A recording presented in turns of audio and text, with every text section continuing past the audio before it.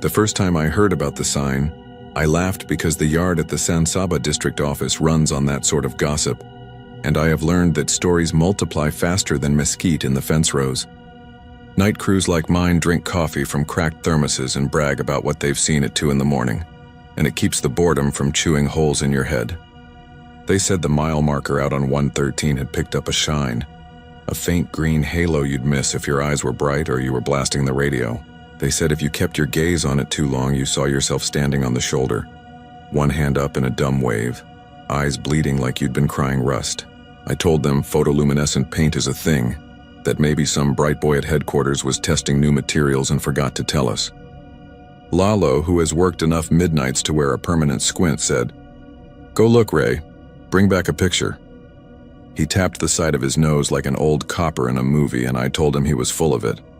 I had routes to run and a list of signs to straighten and new reflectors to set.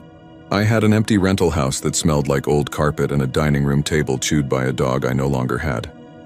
I had a divorce decree folded into a drawer and custody of a truck with a slow oil leak. In other words, I had time. I took 190 east after dusk and turned south on 281. The sky had the late September glassiness I like. That hard dome feeling where the stars are set deep and the distance between towns is measured in radio static and the blue glow of bank signs. The hill country rolls in small ways here, and the road moves with the land. You learn every swell and dip by the way the headlights tilt. There are cedar breaks and dry draws and those live oaks that look like men with their arms thrown out. I didn't expect a mystery. I expected a sign. I expected to get out, shine a flashlight, take a picture, and give Lalo hell. I tuned the radio until I found a high school game recap, and then let it go to static. Past Lometa, the night peeled down to its bones. I marked off the miles until I saw that bright white stick of a post rising on the shoulder like a tooth. And there it was. The number plate canted a degree off square the way they get when a good gust hits them for a year, and the 113 stenciled in green. There was a faint color to it that didn't make sense. It wasn't the slick slapback of my headlights. It was an aftercolor, a bruise-hued wash like on my father's old watch dial if you cupped it in your hand. I slowed. I told myself it was a trick of rods and cones and age. Then I felt it. That small tug you feel when a thing becomes interesting in the way of a snake at your boot heel. The green that wasn't green, the edges soft as moss. I coasted onto the shoulder and let the truck idle. The sign stood half swallowed by Johnson grass. The post leaned a whisper toward the ditch. My light hit it full and still that glow lingered around the numbers, a second color that clung like breath on cold air. I didn't want to say that I looked too long because that would make what came after sound like my fault. Like I asked for it. I only meant to take a picture, to do the mundane thing of pointing proof at a fairy tale. Somewhere in the dark, a barred owl called once, then again, and I swear those 2 notes went out of key. I stood there with the phone raised and felt the hairs on my forearms creep. I was alone on a shoulder of state pavement in the middle of Texas, and I could have shouted every curse word I knew, and there wouldn't have been an answer except the wind. I went still because I had the sensation I had stepped into a place that had already been measured and marked, as if the shoulder had been chalked for a body. You see a lot on the roads. Wrecks smeared across 2 lanes, shoes in the center line for no good reason, crosses with plastic flowers fading in the sun. Once I came up on a cow punctured by a fender, bawling like a church organ. I'm not a man easily spooked, but the sign began to pull at me like a magnet, and the longer I watched it, the more I understood the rumor. There I was, across the ditch, standing at the edge of the grass with my hand up to shoulder height, a half wave the way you do at people you don't know but have to acknowledge. I wore what I was wearing, that old khaki work shirt with my name stitched on a patch, the scar on my knuckle from the time a bit seized in the drill. I was me in that exact moment, and the only wrong thing, the only thing that made my guts clench and my knees want to come apart, was the blood that slicked down from the sockets and ran along my cheeks in 2 patient, symmetrical lines. It glistened in the flash of my headlights the way water does when it finds its own path on a windshield. I didn't shout or run. I didn't even lower the phone. I took the picture anyway and saw the screen fill with the sign and the faint halo of green and nothing else. When I looked up, the other me had not moved. The hand rose and fell a few degrees like a flag in weak wind. My name came out of my mouth as if I had been punched in the stomach. Then the engine coughed and the lights dimmed, and the sound of tires on far pavement came thin and low, and I understood the second part of the story. The part nobody tells because they want to turn the whole thing into a warning. and don't want to admit what comes next. I climbed back into the truck and left myself standing there on the other side of the ditch. When I checked the mirror, the figure was gone. The sign had the last whisper of a glow and then folded back into the dark as if nothing happened. I slept badly that night with the sound of an owl in my dreams and a taste of copper in my mouth. In the morning, I called Lalo and told him it was paint. He asked for the picture and I sent it. He said, "It looks like a sign." I said, "It looks like a sign," and we left it. You can deflect a thing with a good phrase if you use the flat part of your voice and don't let it turn in your hands. I didn't tell him about the wave. I didn't tell him that all day. Every reflective thing caught a pale echo of green in the corner of my eye, as if the color had bled into my head and wouldn't wash out. I didn't tell him about the memory that rose after lunch like a fish. That hot August of '93 when we drove the county roads in Gabe's Thunderbird drinking warm beer and throwing bottles at road signs. We had made a contest of it because that was what young men do when their skin feels too tight and the whole world seems to be holding its breath for them. Mile marker 113 had not been special then. It was only one more number in a string. We put a dent in it and roared and moved on. That was the night the boy came out of the dusk on a bicycle around a curve near the crossing over the San Saba River. We swerved. He went into the ditch and stopped moving. Gabe backed up and the four of us stood in weeds as tall as our waist looking at a boy with one knee at a wrong angle and a wetness in the dust that made a darker kind of brown. He was breathing then. He breathed fast like a bird, lips open and teeth pink and eyes too wide. Someone said his name like they knew it and then said they didn't. We were all at once too many and not enough. Then a pair of headlights slid around the bend and we ran. I have thought about that run for 30 years.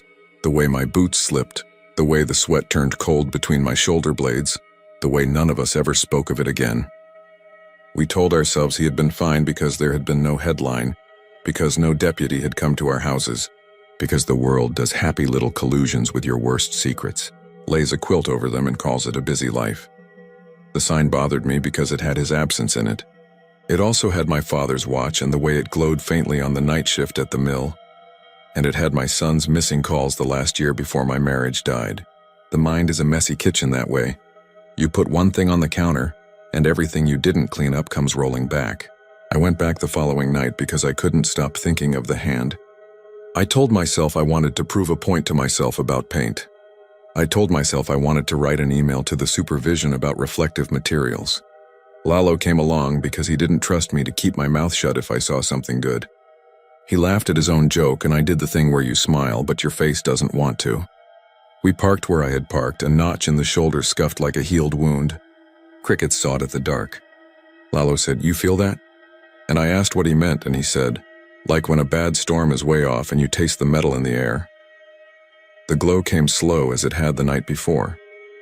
It rose the way fog rises along a river, first a feeling, then a suggestion, then a fact you can point a finger at. We stood and watched it and I felt the pull and made a little sound I hope Lalo didn't hear. He crossed the ditch because he is a man who doesn't believe in bad things until they slap him. He stood where I had seen the other me and raised his hand the way you do when you mimic a picture and prove it isn't a trick.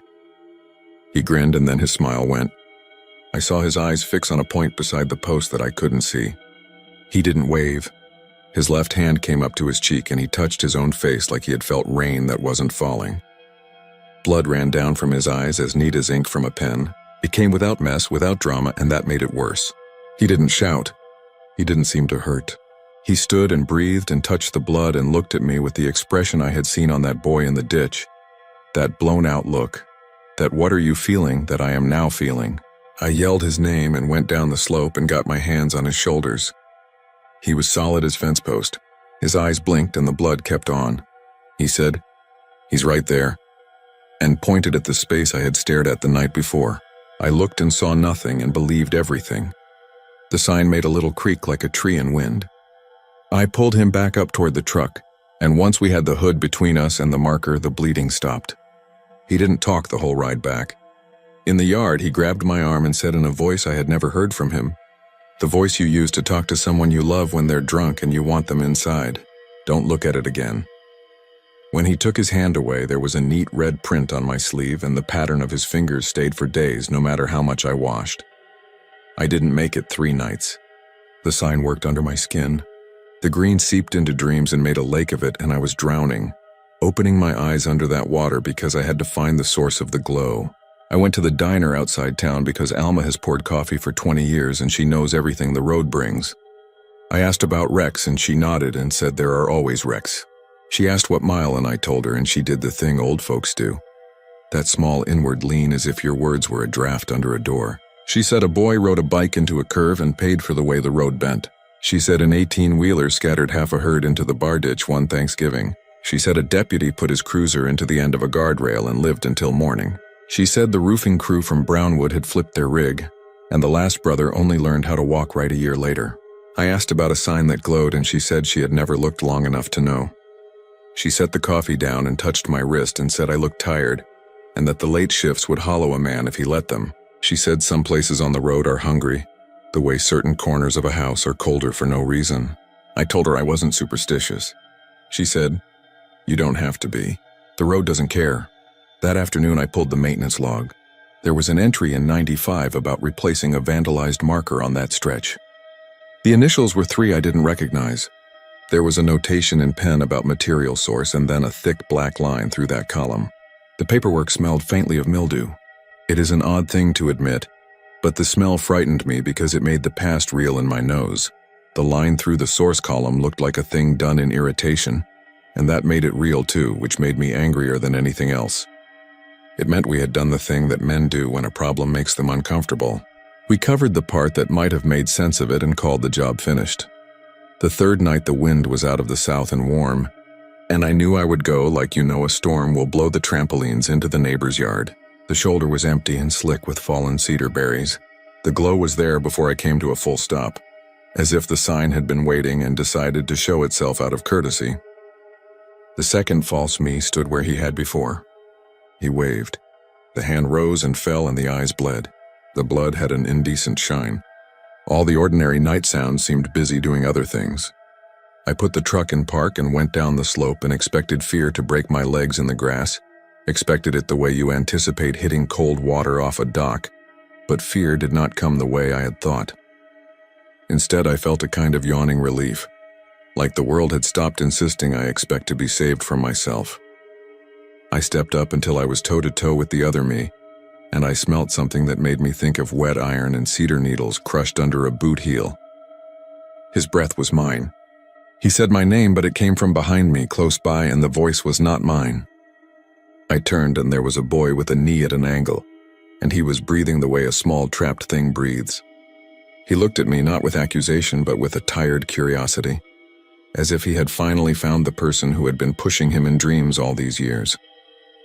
He lifted his chin at the sign and I understood it asked to be taken down, not to end anything but to release a pressure that hurt worse than the memory of bones breaking.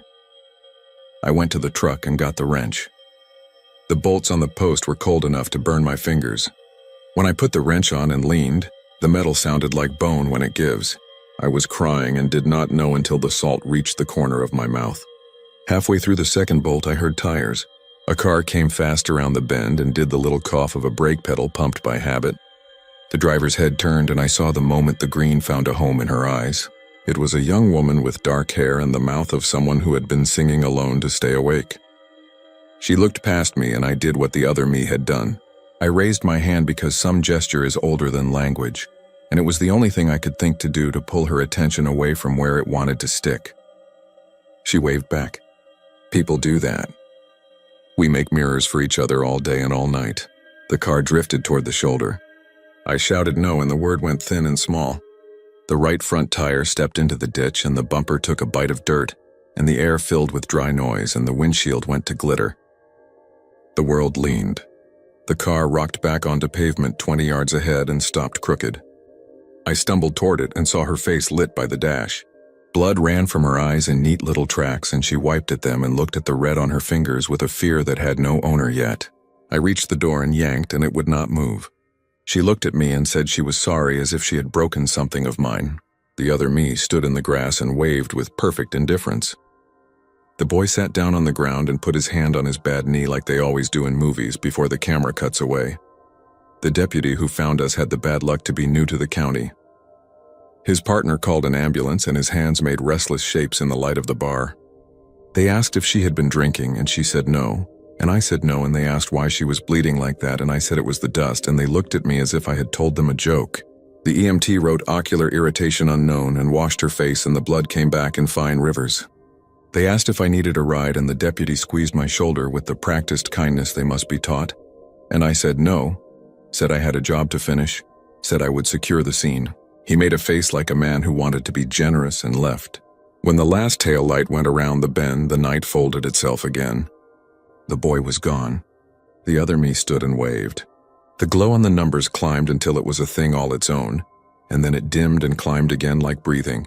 I reached for the wrench and started on the last bolt with a kind of mad patience, and thought that if I could pull the number plate off the post, I could burrow the whole mess in the ditch and stack rocks and run. A childish ritual, I believed, would put a lid back in the world. A childish ritual, I believed, would put a lid back on the world. A childish ritual, I believed, would put a lid back on the world. That was when the engine in my truck offed. The headlights dimmed the way a man having a thought closes his eyes. I turned and saw the high black shape of a semi cresting the rise. It came with the heavy inevitability of weather. The driver hit the brakes and the trailer sighed, and then the wrongness happened. A small wobble that turned into a big one. A fishtail that caught. The trailer slewed across both lanes, and the truck nose dived into the bar ditch, and I cannot tell you exactly how the physics wrote the next sentence except to say the air became instructions. In a language you only learn once. The grill caught the shoulder where my truck sat, and their meeting made a metal scream that sounded like a voice praying in a language older than churches. The impact threw light around like knives. I was aware that glass had moved through the air faster than thought, and that some of it had found my face. Heat came up from somewhere, and the smell of hot diesel shouldered into the cedar and crushed it. The sign stood exactly where it had stood, as if the wind had increased. I could not see very well after that. I had eyes that told me the truth and a brain that refused to use it. I felt my way uphill and reached the post. My hands knew the cold of the bolts, knew the grit of the numbers under my fingertips. I realized I was crying again, and that the tears felt thick and warm, and that they were not tears at all. I laughed then, because there are times when laughter is the only coin you have to pay, and I did not want to cry without meaning. The other me hadn't moved. He had no problem with issuing the oldest human greeting to every piece of steel that came down the road. I pulled myself upright and stood in the grass, and I knew exactly what was coming, and I have the hard feeling that I would have done it for anyone, even if none of this had ever happened, and that is the worst thing I can confess. Headlights came and slowed because there was a tangle of wreckage across the lane, and a man behind the wheel put his hand up the same way I had, the same way all the mirrors in the night have done since the first road was two-wheel ruts. I raised my hand back and felt the warm itch of blood finding its course along my cheeks. I smiled so he would not be afraid, and knew my smile had too many meanings. The world went bright and green at the edges and then steadied. The road kept doing what the road does.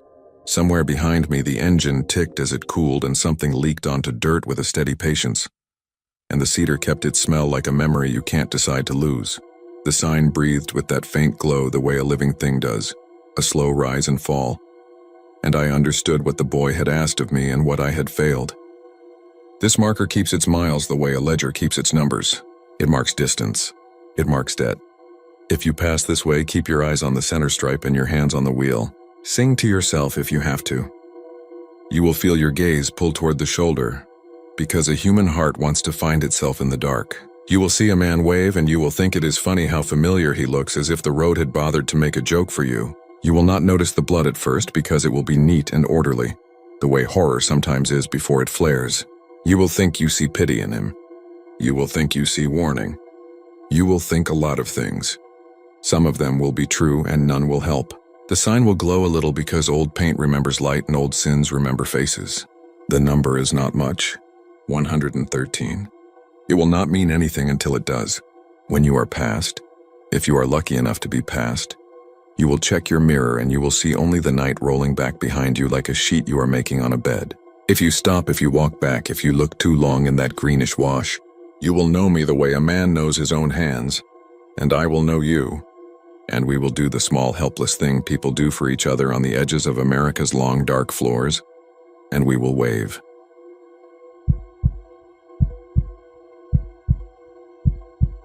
I was running the night shift alone that summer, a one-man tow out of a cinderblock garage just west of Burnett. The heat didn't leave when the sun went down. It settled in the gravel like something with breath.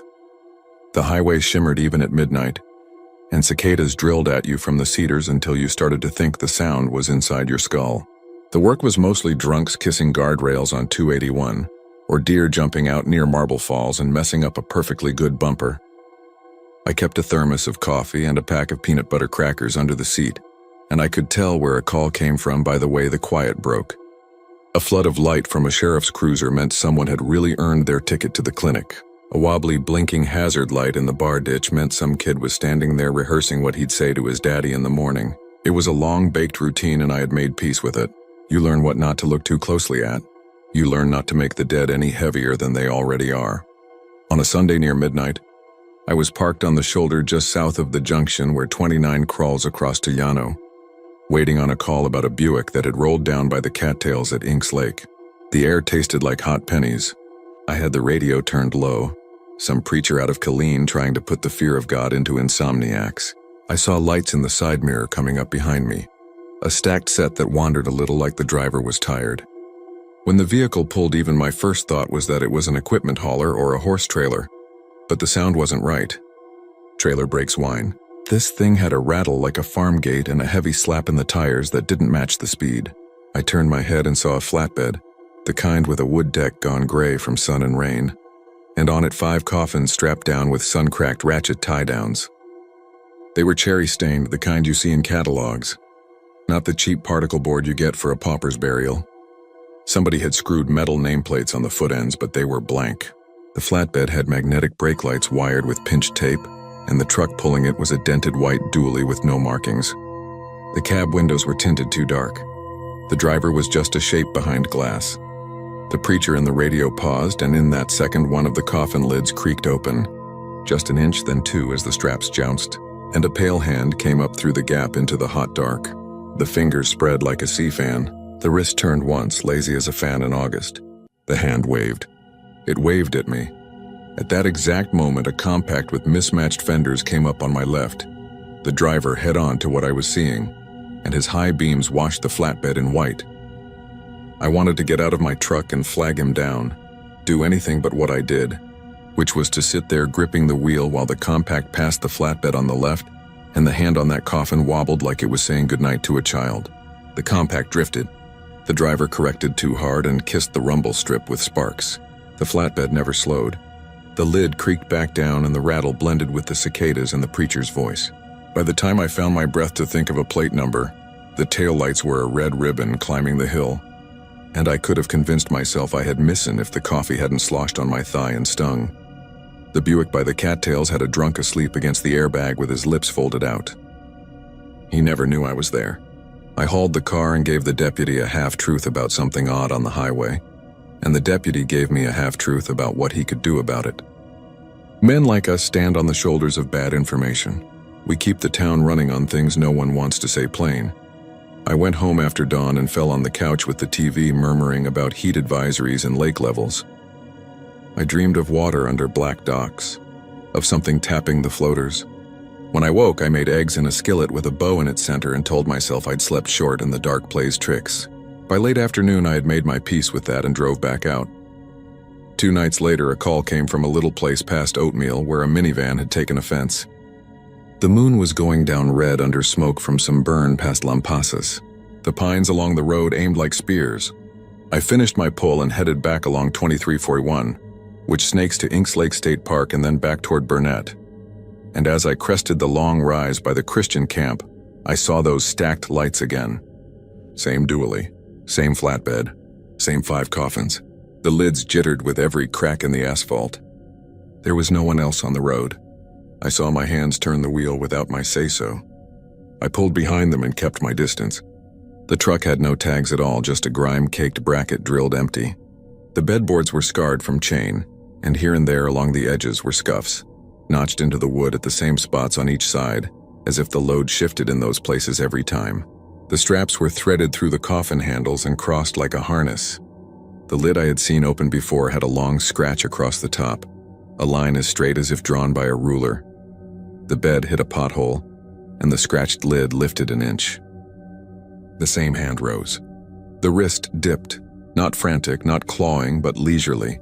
as if the passenger were greeting an acquaintance from the porch. The nails were blunt and pale.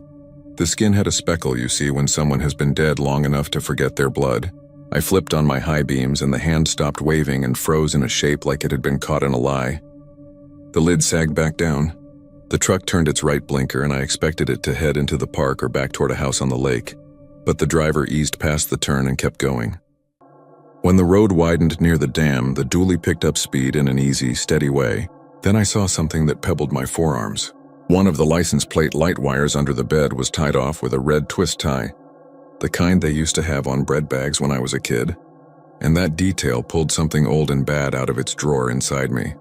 When I was 17, I put my kid brother Cody in the passenger seat of my father's Ford and took him out for a midnight drive. I wanted to get away from the house. My father was the kind of man who couldn't sit without a beer. He had a way of making silence loud. We drove in circles near the Buchanan Dam listening to a radio station out of Austin. The radio had a loose ground and there was a red wire dangling under the dash. I fixed it with a twist tie from a loaf of Mrs. Baird's. We laughed because the music stopped making that B sound. We drove along and I fell asleep for one slurred heartbeat, and when I woke there was guardrail in the high beams and a sound like someone pushing a piano downstairs. The river under the dam is black.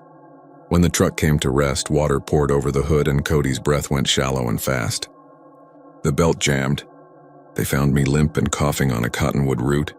They found Cody with his neck kinked sideways and his mouth open like a small surprised bird. The judge called it an accident. People brought my mother food for a week and then they went back to their lives. I found the twist tie later under the seat. When the tow yard let me empty the Ford and I put it in my pocket, and then lost it, and that didn't matter because I had already lost the things it meant. So when I saw that little red curl under the coffin truck, my palms went sour. I didn't honk. I didn't pull up alongside. I stayed far enough behind to keep my edge, but not so far that the driver could look back and call me a shadow. The dually turned left at Hoover's Valley Road and meandered like a local. There are places out there where the dark lives even at noon. Barn lights glow like eyes. Dogs put their paws on fences and watch you like they are waiting for you to forget who you are and what you are supposed to be. We came out near a shuttered chapel with a tin roof. The hand-painted sign out front said Lake of Angels in a blue script, and somebody had nailed a plywood board over the doors. The windows were starved for Windex. The dually stopped in front and idled. I pulled onto the grass and killed my lights and engine. There was a smell of old varnish and river mud and a faint sweetness like faded lilies. The driver of the truck did not get out. He had a posture you could sense even through the dark glass, a tilt like someone listening to a whisper through a wall. After a minute, the engine revved and the rig rolled around back, creeping along the ruts like a cattle trailer. I sat there with my hands empty and useless. The moon had slipped behind the chapel and everything felt close to the ground. I got out and listened. Tires hissed on gravel. There was a low clank, the kind a chain makes when it is handled by someone who knows what heavy things ask for. I crept along the wall, feeling the cold of the tin. Rounding the corner, I saw the flatbed backed up to the waterline where the scrub softens to mud. The lake was low enough that a tongue of slick earth showed like a scar. The driver had the truck in reverse emergency brake set, and he was out of the cab for the first time. He was not tall. He wore a gray suit gone shiny at the elbows and a white shirt with a ring around the collar. He had a funeral director's posture and a ball cap like a farmer. His head was tilted away from me, and if you had asked me later what his face looked like, I would have said I didn't see it. He walked to the back of the trailer and put his hands on the scratched lid. He didn't open it. He just pressed down where I had seen it lift, testing like a man checking a loaf of bread for doneness. The hand did not come up to meet his. He turned half around, and for a second I could have sworn his ear was not an ear at all but a smooth curve of skin. He lifted one of the ratchets and let out the slack, then drew it tight again, a motion without thinking. Then he looked into the water. It wasn't a look like a fisherman deciding if he should throw again. It was the look a homeowner gives a fence line when he is assessing how much work winter will make him do. He stood like that a long time. Then he got back in the truck, put it in gear, and pulled away. The taillights went small down the road toward Kingsland. I waited until they were gone and then took 3 steps down to the mud and stopped, because the mud made a sound like breath. The coffins had left prints, not from the wood but from what was inside. I know how ridiculous that reads, as though the dead were heavy in a different way, as though they were heavier where hands or shoulders or the curve of a skull pressed against a lid. I could see those ovals in the smear. I saw 4 of them, deep and neat, and a 5th set near the lake edge where the mud sucked slower, as if whatever lay in that box had made a point of being still while something decided what stillness ought to cost. I squatted and put my palm above the place where the 5th coffin had rested, and I had the stupid thought that the heat of the day would have warmed the ground there. But the cool that crept up through my skin did not belong tonight. The next morning I drove past Lake of Angels in daylight and found no prints, no ruts, nothing but brown Johnson grass and a broken styrofoam cooler. I told myself I had sat up too many nights with highway lights stitched across my vision. At noon a call came from a woman who said her husband had not returned from a run to Bertram. She said he had left the house at 10 to get a bag of ice and a 6-pack, and he should have been home by 10:30. Her voice was not panicked yet, because panic takes a while to load and fire. I told her I would keep an eye out, and as soon as I hung up I found myself heading east. Not for him, but for what my memory had become. I drove all the way to the quarry and saw nothing that a tow truck could help. I stopped at a gas station and bought coffee, and stood there watching the highway where it lifts toward the horizon, in a way that makes the far cars look like they are climbing out of the earth. I only realized I was waiting when I saw the dually appear there, small and sure, and that hand on the scratched coffin lid again, lifting in that terrible, almost friendly way. I spilled coffee into my boot and the burn brought me back. I got to my truck and pulled out in time to see a red Fiero drift toward the painted line like a hand had tugged the wheel. The driver saw the flatbed, saw the waving, and his head turned like a hinge. His front tire stripped the paint and caught gravel, and the car popped sideways. It found a blessedly empty stretch of ditch and came to rest. I pulled onto the shoulder and ran, and the guy in the Fiero was all apologies to no one, shaking and swearing he had seen someone in trouble. He kept saying he had thought the lid would slide all the way off and a girl would sit up and ask him for help. He was embarrassed to be alive. He was ready to be angry at the trick of it. By the time I pointed at the taillights like a lawyer, the rig had turned north on 183 and was gone behind a rise. The man begged me not to tell anyone he had almost put his car onto its roof because a hand waved at him from a box. I didn't have to promise. I knew I would never say the words in a way anyone would agree belonged in this world. You can feel when something put its key into you. In the days after, if I had headed toward Marble Falls for a call, I would find myself halfway down FM 1431 before I realized it was the wrong direction, because I was listening for the rattle of that truck. My nights started to be about watching shoulders of road peel by. Someone would hit a deer near Spicewood and I would listen to them tell me how stupid they had been. And all the while I would be trying to hear something else in the road noise. It did not matter if the dually came or not. The space where it belonged filled the road like another kind of weather. When I did see it, the waving was always the same, a lazy back and forth like a metronome for a song you could not get rid of. I noticed other details. The tub of the flatbed had a knot at the centerboard, where the wood had split and been repaired with a butterfly. Lichen had leapt onto the edges of the coffin handles. There was a smell not of rot, but of cold wood dulling in water like a dock under a bridge. Once, at a stoplight in town, it pulled up beside me and I could see into the driver's side window at last. The glass was black, but it had a reflection. And in that reflection I saw my own cab and my own face, and I thought I saw someone sitting in my passenger seat. They had the same pale nails. They lifted their hand with the same slow wave. I started sleeping by the lake in the afternoons. I'd fold my jacket and put my head on it and listen to the hydraulic hiss of jet skis and the bark of kids and the water slapping the rock. Sleep has a smell on the lake that does not live anywhere else. It brings its own ghosts. I dreamed that I was under the dock on the chain side where the fish hang and that someone above me was holding their breath with their face a glaze of sunlight, and I could not break the surface because there was something above that was not a dock. It was a lid with velvet on the inside and the nap of it stuck to my lip. I woke with my mouth tasting like cedar. The first person to die because of the hand was a woman in a Lincoln, with plates that said Mimas. She was heading north at a stroll, and the flatbed passed her going south, and she turned her head to follow that lazy wave, and her car found an oak that had grown too close to the ditch. I was 5 minutes behind. Before the firemen had finished cutting their triangles in her car roof, some men from the bait shop stood by me and did the thing men do when they are glad to have someone to say their worst idea to. They talked about trafficking and undertakers and meth heads with terrible sense. One swore he had seen a mortician in Llano once who whistled while he stitched, and if that is not a sin, then nothing is. The sheriff's deputy was a boy I had known in high school, and he came to me when the gurney rolled and asked if I had seen the flatbed. I said it was probably out of Killeen. He said it had been seen by the river last month and a state trooper had tried to stop it, but his radio had gone staticky, and the truck had kept going as if it belonged to no one.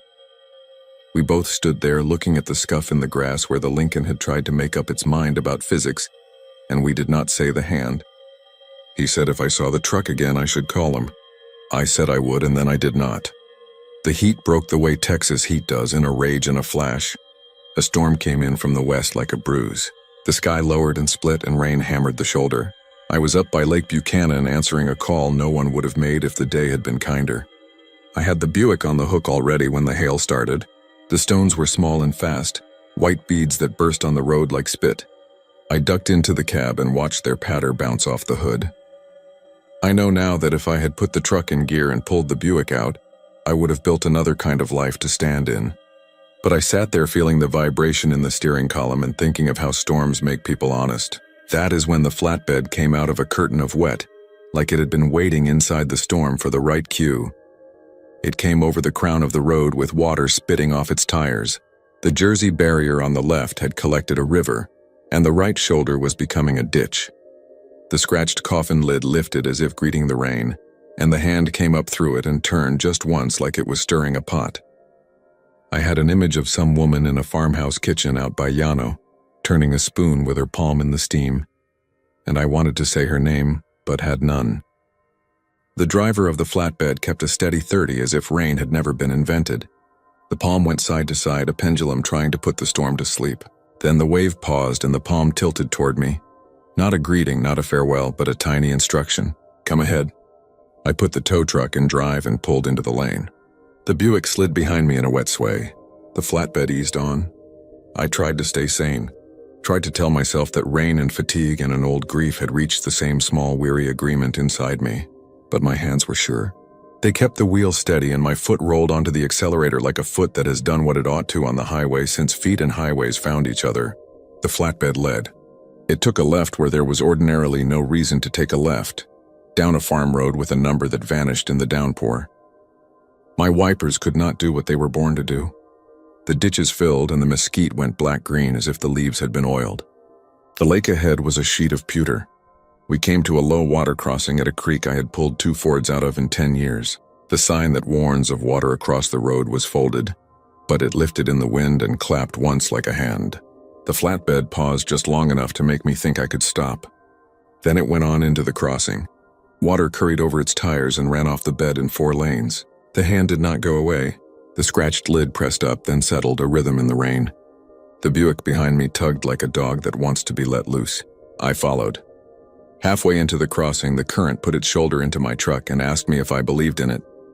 The water was brown where it came over the road and white where it peeled around the tires. The flatbed kept its straight line, mysterious as a cow knowing where the gap is in a fence. Then the flatbed reached the far side and climbed, and I was at the crowning point where the road disappears under the rinse of water. My front tires lifted and slid a foot. The Buick lurched sideways behind me and hit a fence post, and the post dug into the rear quarter panel like a spoon in ice cream. The chain went sudden and hard. For a second, I could not breathe. The engine coughed. The flatbed stopped at the top of the grade, and its brake lights came on and held, red and patient. The hand did not wave. It rotated palm up, it waited. I had time to be angry at the thing I was becoming, and then the world moved without me. The tow truck slipped, nose toward the downstream ditch, kissed the edge of the concrete with a sound like teeth on a glass, and went.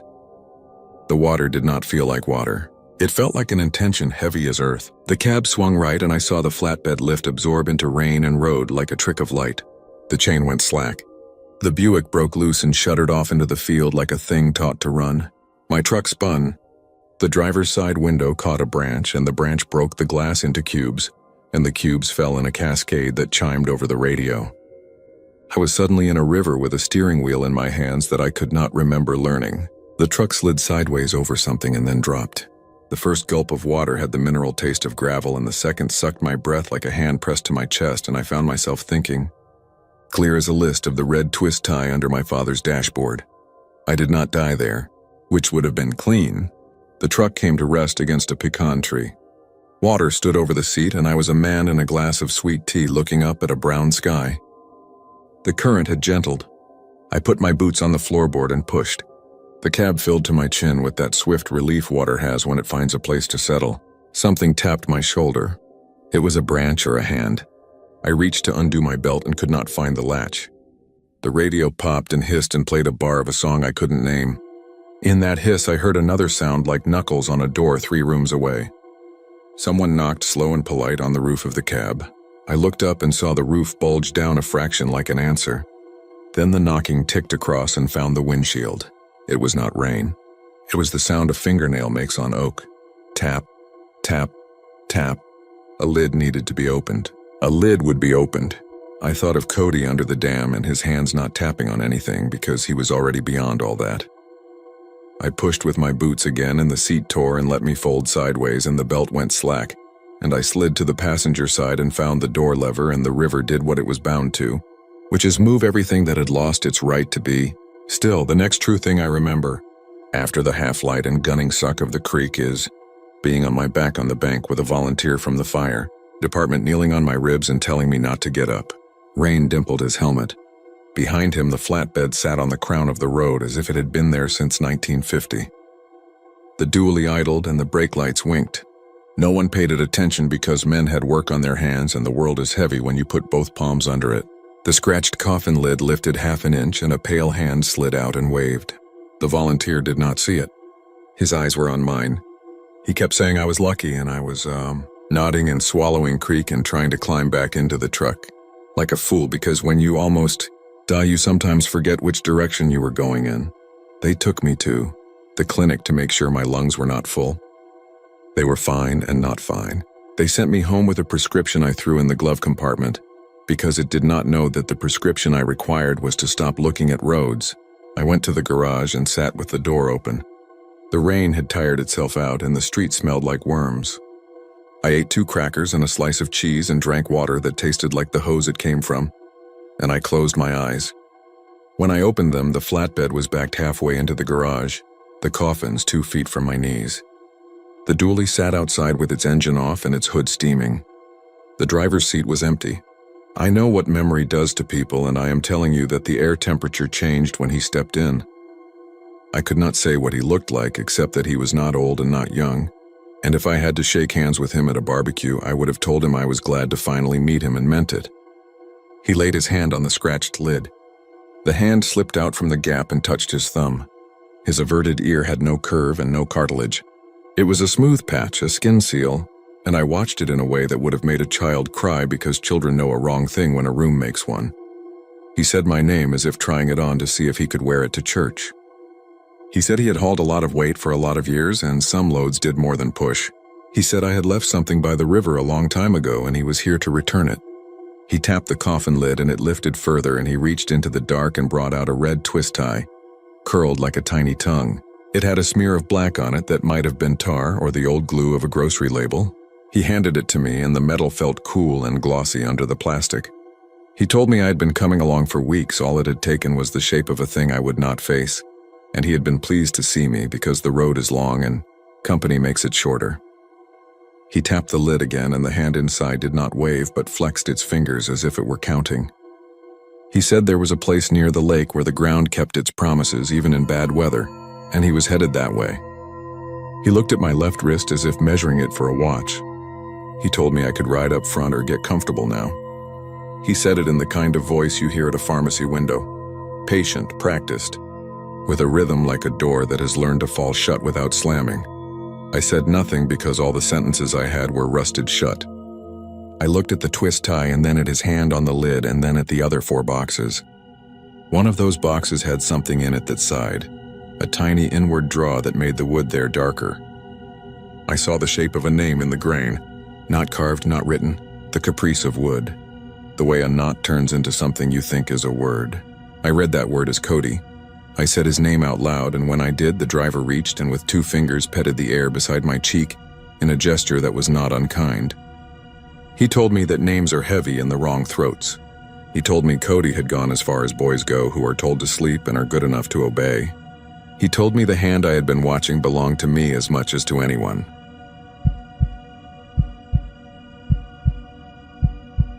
I was west of Austin when the rain came on like a pulled shade, a hard slap that turned the windshield into gray static and made the taillights ahead of me smear. I had been following State Highway 29 as it ran toward Burnett and Buchanan Dam, a ribbon of blacktop that remembered better days when tourists came hunting cool lakes and catfish suppers. I was running late to nowhere in particular, which is to say I was trying to make it to a friend's couch in Abilene before I had too much time to think, and the rain made that impossible. When the motel appeared, it did so like a memory, the kind you don't remember making. A low U-shaped building of cinder block painted the color of old dental paste, a cracked asphalt court in the middle, a neon sign that buzzed vacancy and threw a sick red blink over the wet. Beyond it lay a field of scrub oak and mesquite, and if the wind was right, the faint swampy breath of Lake Buchanan. I turned in because the wipers were losing the fight and because the headache behind my eyes had sharpened to a point. The office had a porch roof that sagged as if it were tired of pretending, and a bell over the door that announced me with an embarrassed jingle. The inside smelled like lemon cleaner and old coffee. A TV murmured from a corner. Some preacher pacing an empty stage, his voice turned down to a whisper. Behind the counter stood a man in a pearl snap shirt with a comb mark still wet in his hair. He had the kind of face that is all nose and chin until he smiles. "Rough night," he said, as if we were already acquainted. He slid a sign-in ledger across the counter and clicked a pen with the enthusiasm of a man celebrating a small ceremony. "Where you headed?" "Abilene," I said. "If I can stay awake. Just need a bed and a lock on the door." He laughed soft. "That's our slogan. We're empty tonight. Storms scare people off. Most folks keep driving to the towns with names they recognize." He pointed at the rows of squares on the wall behind him, where brass rings hung with cut keys and brittle plastic tags. "Pick a room with a good AC, that's my advice. 15's the coldest. 12 has the best mattress, but the compressor stutters. Don't worry about neighbors. Every room is empty except one." He said it like he was reciting the weather. I initialed without looking and pushed the ledger back. He took a key labeled 15 from the wall, then hesitated. "If you need anything, I'll be here a while. Generator's finicky. Storm knocks power, I kick it. Old dance." He charged me less than the sign said and waved at a tray of coffees if I wanted one. I declined and stepped back into the wet world. The asphalt shone. Moths hurled themselves at the office light with suicidal passion. The rooms ran around the court like teeth. All the windows were blinds and silence, dark rectangles except one near the far curve. A narrow slice where the slats had a gap. The lights were off in that room, so the figure standing inside was nothing but a cutout in the darkness. A shape that suggested a head and the slope of shoulders. Nothing more. The rain thickened and ran along the gutters with a sound like hurrying feet. I found my room. The door stuck at the bottom, then gave. The smell was of ozone and old soap. A cold current spilled from the unit under the window that rattled like a bag of bottle caps. There was a king bed with a spread patterned like someone's grandmother's drapes, a table with a chair, a bolted TV with a remote that had lost half its buttons. The bathroom light clicked on with a delay. Water dripped from somewhere even when the taps were off. I set my duffel on the chair and, without thinking, crossed the room, thumbed 2 slats of the blinds and peered out. The standing figure was still there, across the court in room 12. I could see now that whoever it was stood almost pressed to the glass, upright and patient. No lamp on, no movement, just the suggestion of a neck, a shoulder line, and a head that seemed slightly turned as if the person were looking past me at something only they could see. It could have been a coat hung just so. It could have been a trick of the slats. It could have been me projecting loneliness onto a rectangle of dark. The rain made a curtain between us and each gust bowed it. I told myself not to be an idiot. People have habits. Maybe he liked to stand and listen to the storm.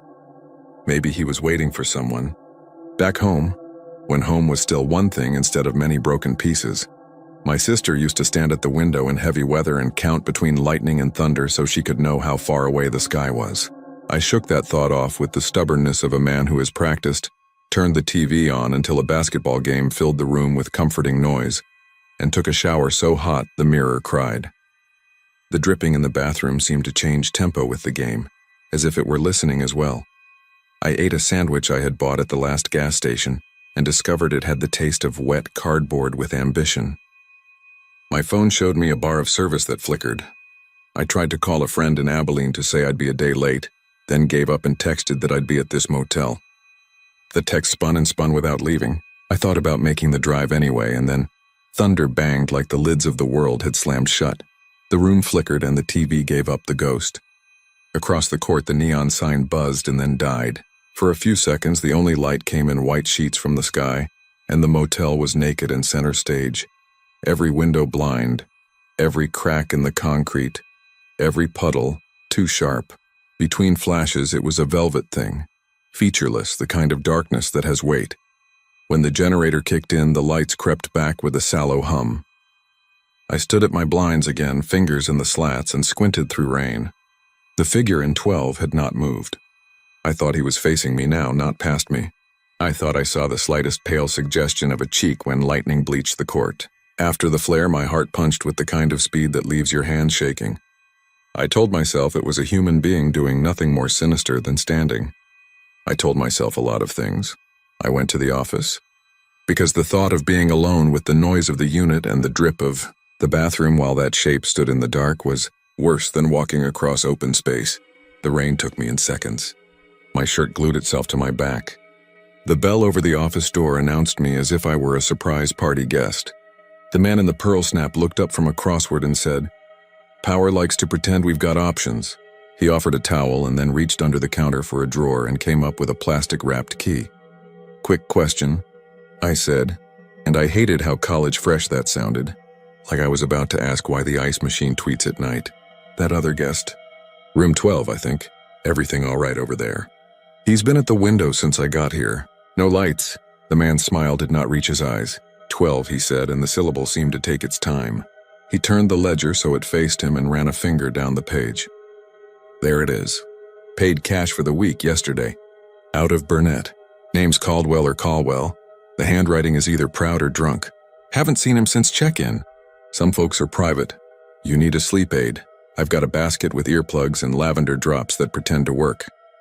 He waited for the joke to land and seemed mildly irritated that I did not deliver the required smile.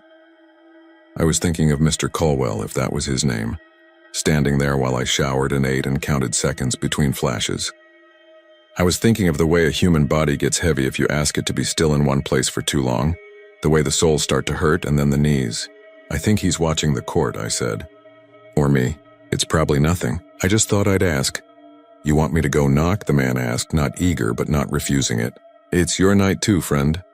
I imagined the two of us walking across, two men in a storm, knocking on a dark door to wake someone who hasn't moved in hours and has reasons. I didn't love that picture. Another picture rose uninvited. My sister's funeral a year before, standing at the foot of a hole while the preacher did his best to stretch the words across the gulf between the living and the not. Grief rewires the brain. It makes strangers into symbols and rooms into codes. "No," I said. "It's okay. I'm jumpy. I'll be fine." Back at my room, the power staggered again and returned. I watched the window across the court and finally decided to stop. I turned on the bathroom fan and its steady moan helped. I lay down with my boots off and my jeans still on, and the bed sagged indoors toward a center that remembered other men lying heavy. I woke to the silenced room at 2:13 by my phone, which had decided to confess a signal and deliver a voicemail notification from a number with no name. It played without my permission when my thumb brushed the screen. The recording was of rain. That was all at first, rain underlaid with the vibration of a compressor motor and the huff of wind, then the sound of shoes outside on wet concrete. It took me a moment to understand the steps were mine. The beat a little sharp on my right where an old ankle brake filled with ache when the weather flipped. The ice machine at the bend in the L said chick-chick and then groaned as if its rectifier had indigestion. The person walking in the recording stopped. I stopped because my body abruptly refused to lie back. The recording had no voice on it, no breathing. Just the storm and the machine and the steps until whoever was there had stopped. The silence that followed was roomy and tense like a held breath. It ended with a click as if a microphone had been covered by a hand. I looked at the timestamp on the voicemail. It said it had arrived at 2:12. The clock said 2:16 now. My room felt too small. Everything in it knew me in a way I did not enjoy. I went to the blinds and parted them with my fingers and was ready to see the dark shape in 12, as if it were a new hour and a new possibility. The window was empty. The slats were closed and still. The glass reflected me in my damp t-shirt and the blue light from my phone and the skinny panic in my stance. The red vacancy sign had died like a heart. I should have been relieved. I was not. I told myself to wait. I counted not seconds but breaths, because counting seconds brought my sister's voice back, whispering numbers in a room while hail rattled the roof. On the 12th breath, a shadow crossed my window from outside, close, not confronting, just a swipe of darkness. A knock followed. 3 precise taps on the door. Not hurried, not drunk, not tentative. The kind of taps a person makes when they are acknowledging a social contract. Somewhere deep in my brain, an old bone went cold. "Who is it?" I said, and the room turned my voice into something polite. The rain was back to a steadier pace, and so the silence after my question did not have that big held breath feel. It just stretched. "Hey," the voice said through the door at last. "You in there?" The voice was a little hoarse, Texas flatter than mine. The syllables tapped against the wood with the pattern of those knuckles. I waited through a heartbeat and another, and then the voice spoke again. "You called. I got your message." It sounded like mine, only wrong by half a step, as if he heard me and handed my phrasing back with a different mouth. I did not move. I did not open the door. In the cheap motels up and down the state where I had shed nights over the last year, there are rules and there is luck. The rule is you do not open doors to strangers after midnight. The luck is that sometimes the strangers are as tired as you are and they walk on. I had made enough choices this year I could not take back. I chose inaction. The person outside the door did not knock again. He waited. When the waiting had gone past what courtesy requires, his steps moved away and into the thin rain. When I peeked again through the blinds, room 12 showed the suggestion of the shape in the dark. The figure was back. The head had turned, or the world had, or I had. I could not tell anymore if it was angled to watch the court or me. If it was a figure. If it was a coat. If it was a person at all. An impulse unspooled in me that was not bravery. It was the desire to end a certain kind of thought. I grabbed my key and went across the court without my jacket, rain making cold hands of my shirt. The door to 12 had a thin layer of old paint on the knob that had been worn through where human fingers insistently claimed it. My knock returned to me with a duller tone than my room had. The blinds did not move. The shape did not react. I placed my ear to the wood and heard motor hum and the quiet arithmetic of a dripping leak. I knocked again and waited through the silence, and then I tried the knob in a way that pretends you aren't trying. It was locked. I could have walked back to the office, roused the man with the crossword, used his neutral competence as a shield. I pictured his eyebrows climbing and the awkward walk across and the key inserted with a jingle and a soft call of manager, and then a door opening onto nothing strange at all. A tidy bed, a sink that didn't drain right, a hanger on the shower rod, and a coat. It would not be the first time my mind had made architecture out of weather. I did walk, but not to the office.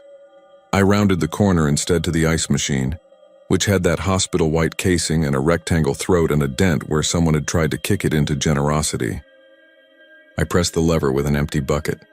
The machine groaned and dispensed 4 cubes as if giving up teeth.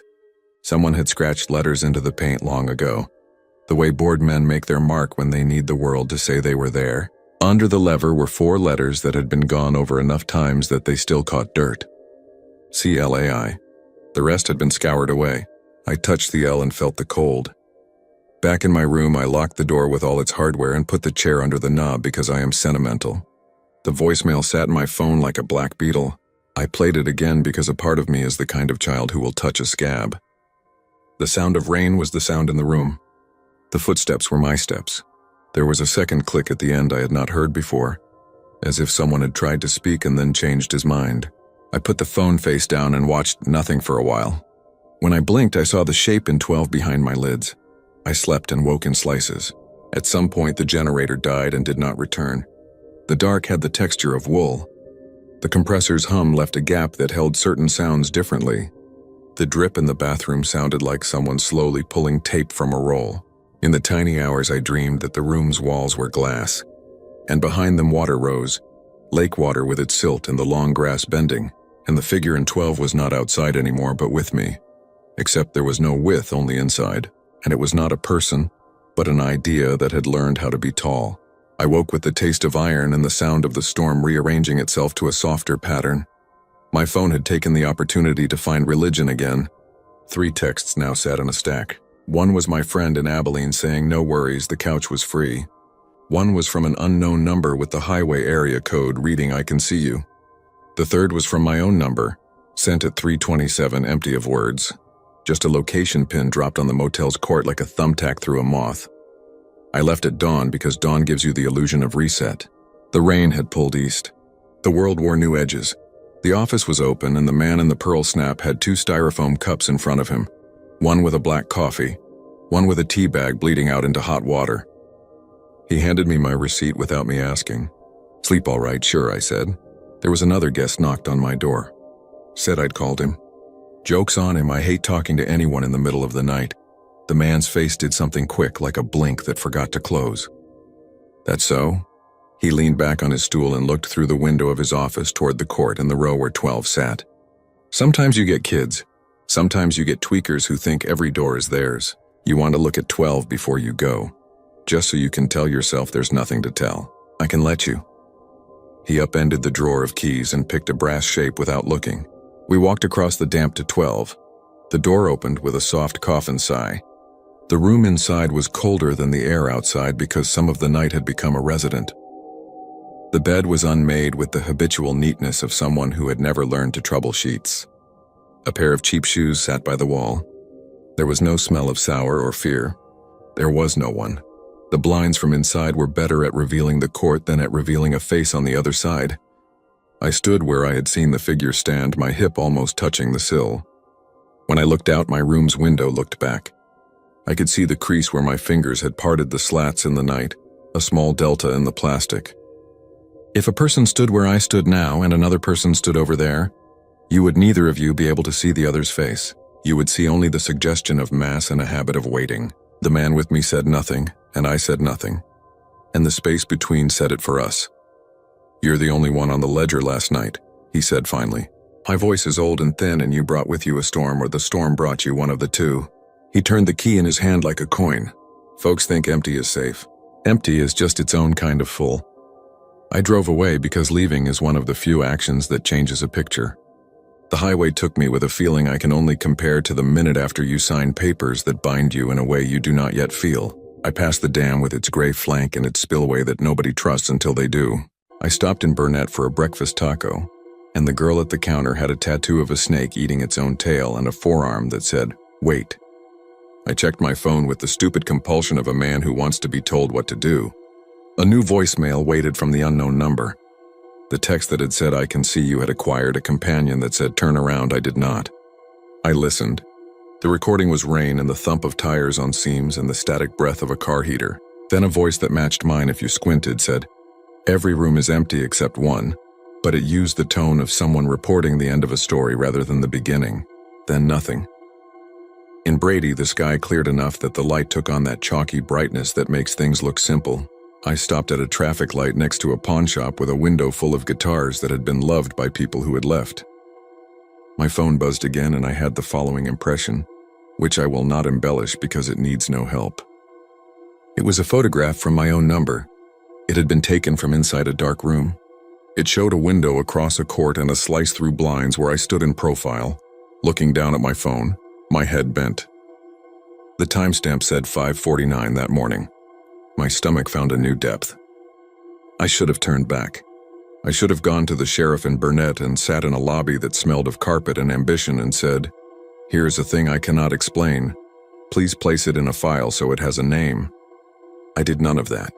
I went on to Abilene the way a person goes on with a limp he refuses to notice. My friend hugged me and handed a beer to my hand, and I stood on his small balcony at dusk and watched a train translate a horizon into a straight line. I slept on his couch and dreamed of water again. In the days that followed, I found myself looking at windows. At the grocery store, at the gas station, in the mirrored glass of a bank. It is amazing how many dark rectangles there are in a life. Behind some of them are rooms where people are laughing or arguing or sleeping. Behind some there is no one. Behind some there is a person standing with their shoulders squared and their head turned, not moving, watching as if watching were their job. I have never seen him clearly. That is part of how this works. I have, however, played the voicemail again, and I have counted between thunder and echoing silence, and I have understood a few things. The motel sits a mile off the lake and a half-century off the road that matters. It has probably been sold since I left, or condemned, or repainted so the yellow of old teeth becomes a beige that pretends to be new. What it was the night I spent there is what it will be when the asphalt gives way to weeds and the sign becomes a skeleton, a circle.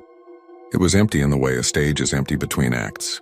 Every room dark, every bed set, every blind closed except the one where someone stands. If you stand long enough in a place where someone is supposed to be, eventually you become what the place expects. This is what I will tell you if you ask on a highway shoulder some night when the rain has pulled tight and your wipers are the only metronome in your world. That figure in the dark is not a warning so much as an offer. It asks you how long can you stand still. It asks you what you have brought with you that will fill the hollow between the knocks. We think of hauntings as something that happens to us. Sometimes hauntings are something we do, because there is a part of us that is polite in the old way and answers the knock with our own hand. And there is a part of us that will get up at 2:12 and go outside and walk in the rain and stop where we have stopped before. I still get messages from that number. They are empty more often than not. The last one had a single sentence I have not deleted. It said, "Lights are off, but I can see you." That was all. No time, no place, no threats. A truth that does not want an argument. At night, when storms roll in from the west and scrub the air of dust and make the lights on the highway smear like someone crying, I can feel my body take the shape of a man standing inside a dark room. My shoulders fold back. My neck goes tall. I look out through slats at a rectangle of night where a figure stands looking back. For a quiet second, the world feels perfectly balanced, as if both of us are portraits of each other. Then a car turns into the court. The bell on the office door gives its small apology. The register opens and my phone buzzes with a message I will hear even if I refuse to play it. Somewhere outside of time, the man in 12 shifts his weight from his left foot to his right and the drip in a bathroom counts for him, and he watches the door across the court as if it is the end of a story and the start of one. You could say that all I did was sleep badly and scare myself.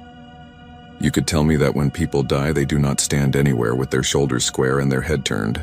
I would agree with you to make you comfortable.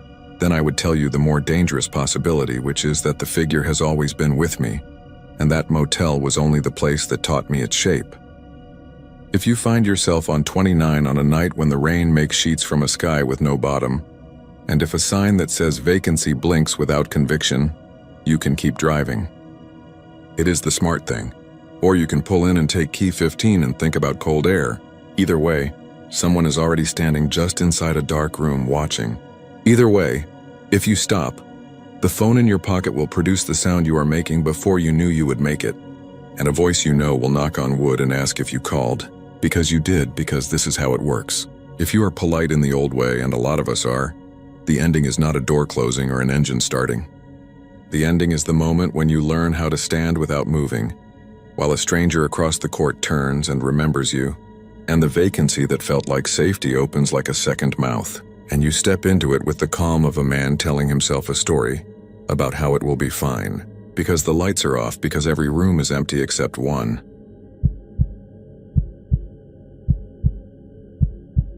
The first time Eli saw the line turn red was on a Tuesday night outside of Briar, a town where the pine trees leaned over two-lane roads like old men trying to hear, and the heat held into the dark like it was afraid to let go.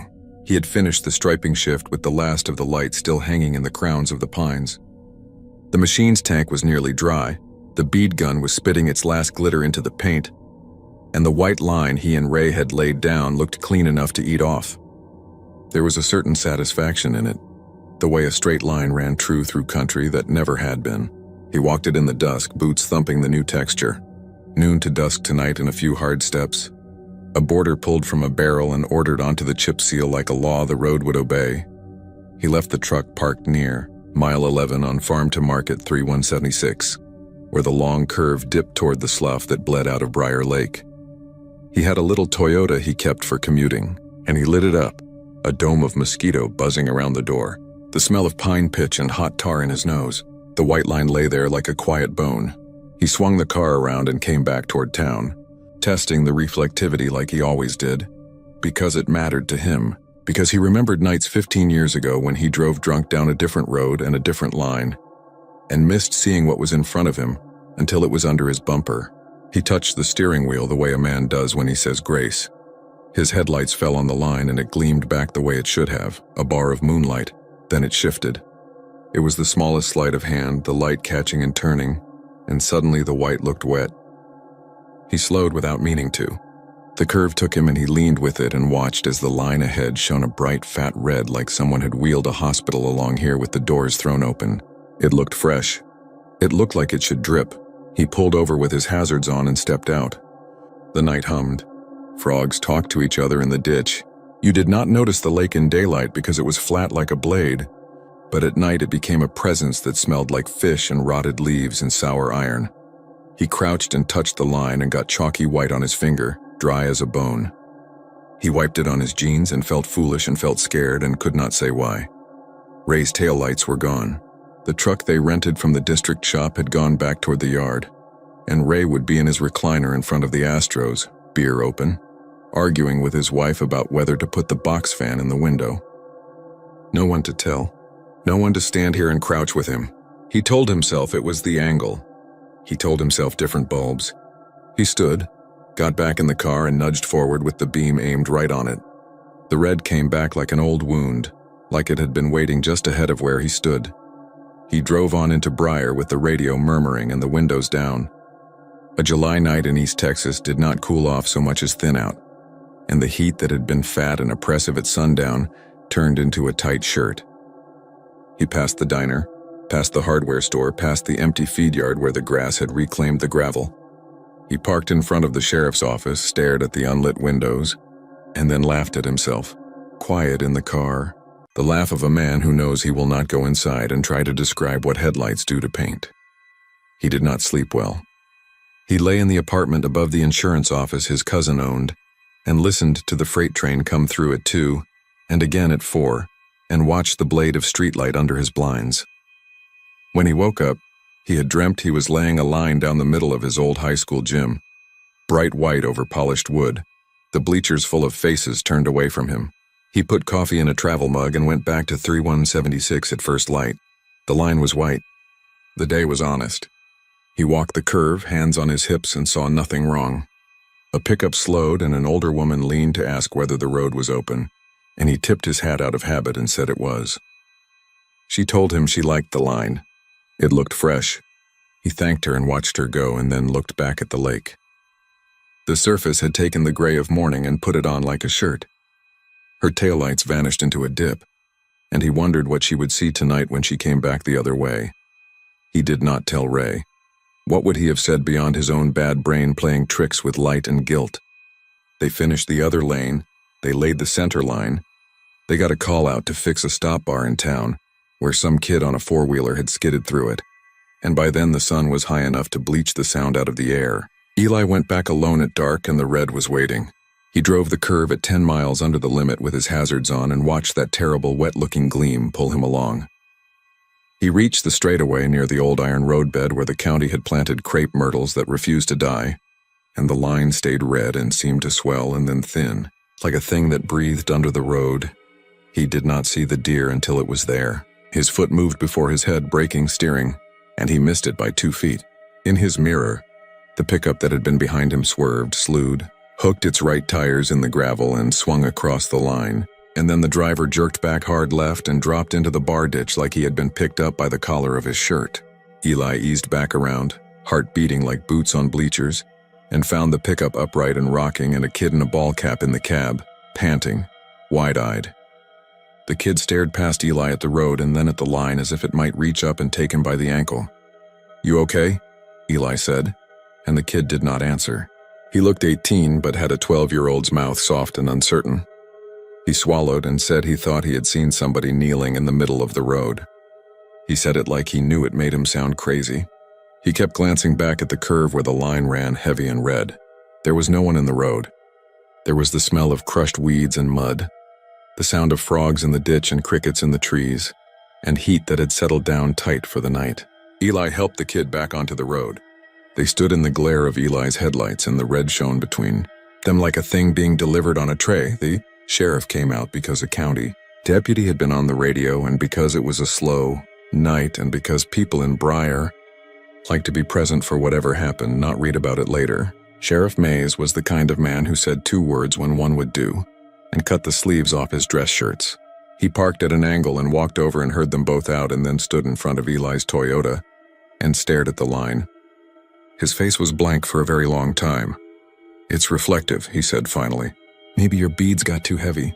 They fall in like rain," Eli said. "They don't pool." "You see that red?" the sheriff said.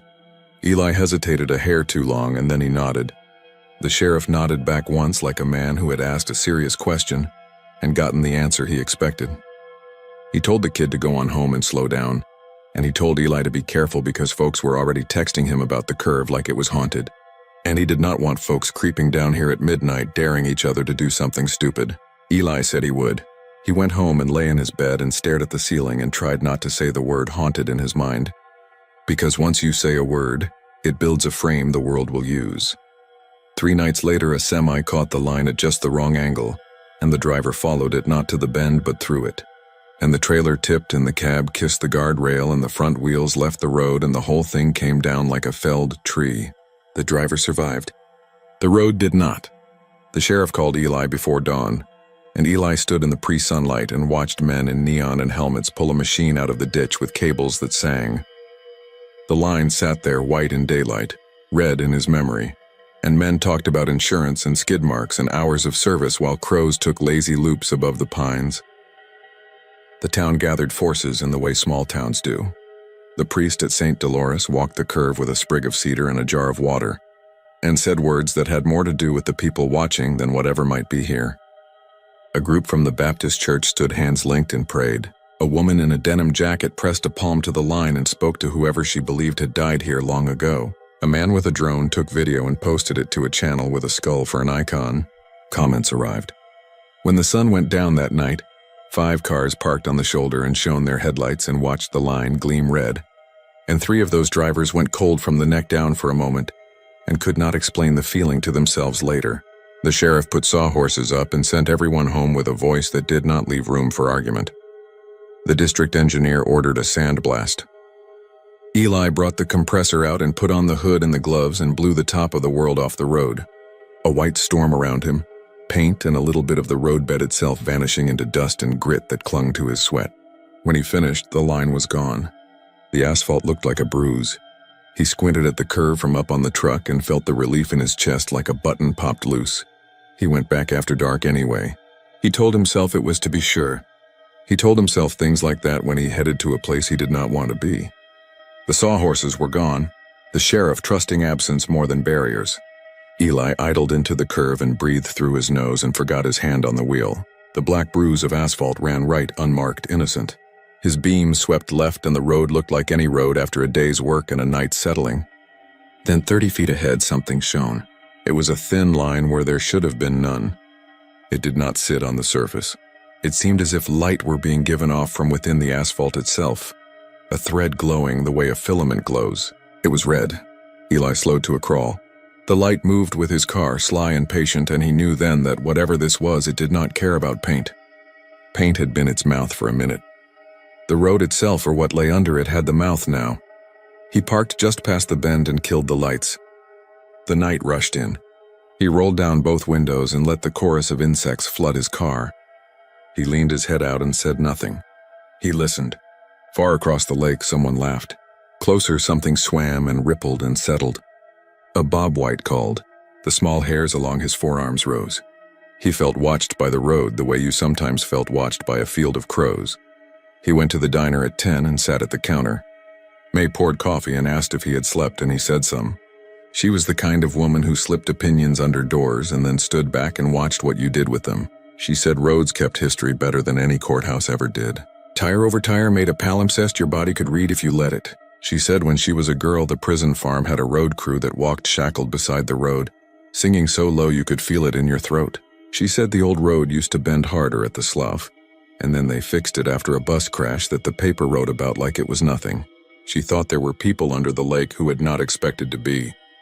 People moved and drowned for a dam the county wanted for fishing and weekend. Houses. Eli sipped coffee and let the words soak and did not ask the question he wanted to ask about. Whether she had ever seen the line do something it should not. He thought about the paper in the courthouse and the smell of it. He thought about a woman in a denim jacket talking to the line. He thought about the way guilt sits in a body for years like a nail under a tire. Slow leaking air from a thing you pretend is whole. He went to the courthouse and found a man with a mustache like a broom, who did not want to be alive that much on a weekday. He read the old clippings. Bus crash, 9 dead. A photograph taken from far away in which the bus looked like a toy someone had stepped on. He found a mention of a prison van fire in 1998 on 3176 near the Slough. 11 dead. No names given. A paragraph only. He sat in a chair and listened to the air conditioner beat the window and thought about men locked in a van. Their hands cuffed when the road took a turn and something else did not. That night, the sheriff sat on the hood of his cruiser with a cup of coffee and told Eli he had a call from a woman who said the line had followed her home. It showed up in the wet shine of her driveway when she came back from late shift, a pinstripe red reflection that slid under her tires and did not exist when she got out to look. She could feel it under her feet even after the light was off. He did not know what to do with that. He would have laughed at it a month ago. He could not now. He had driven the curve alone and felt a finger under his chin. Eli told him about the bus. The sheriff nodded. He told him about the van. The sheriff nodded again. Then the sheriff said he had something else. He had a message on his phone sent from a private number that held a dash cam clip. It was the curve. The line in the clip started white and then burned red like someone had turned a knob. A figure stepped out from the edge of the road and put a hand down on the line, and the red swelled and ran. The figure was a girl wearing a dress that had sucked up water along the hem. She turned her head, and for half a second her face looked like a map that had been folded wrong. The sheriff had paused it and stared. He had not shown anyone else. They did not say haunted. The word sat between them anyway. Eli went back to the yard. He stood in the little office and looked at the racks of paint and the pallets of beads and the bags of chalk and the list of materials that looked like it had been typed and photocopied 1,000 times. He ran his finger down the column until it landed on a brand he knew too well. The reflective acrylic he used on 3176 was the new mix the district had taken on at the start of the summer, cheaper and supposed to cure harder. He called the rep, and the rep blamed the substrate. He mentioned clays in Texas that could discolor a coating, iron in water, tricks of humidity. He did not have a category for curse.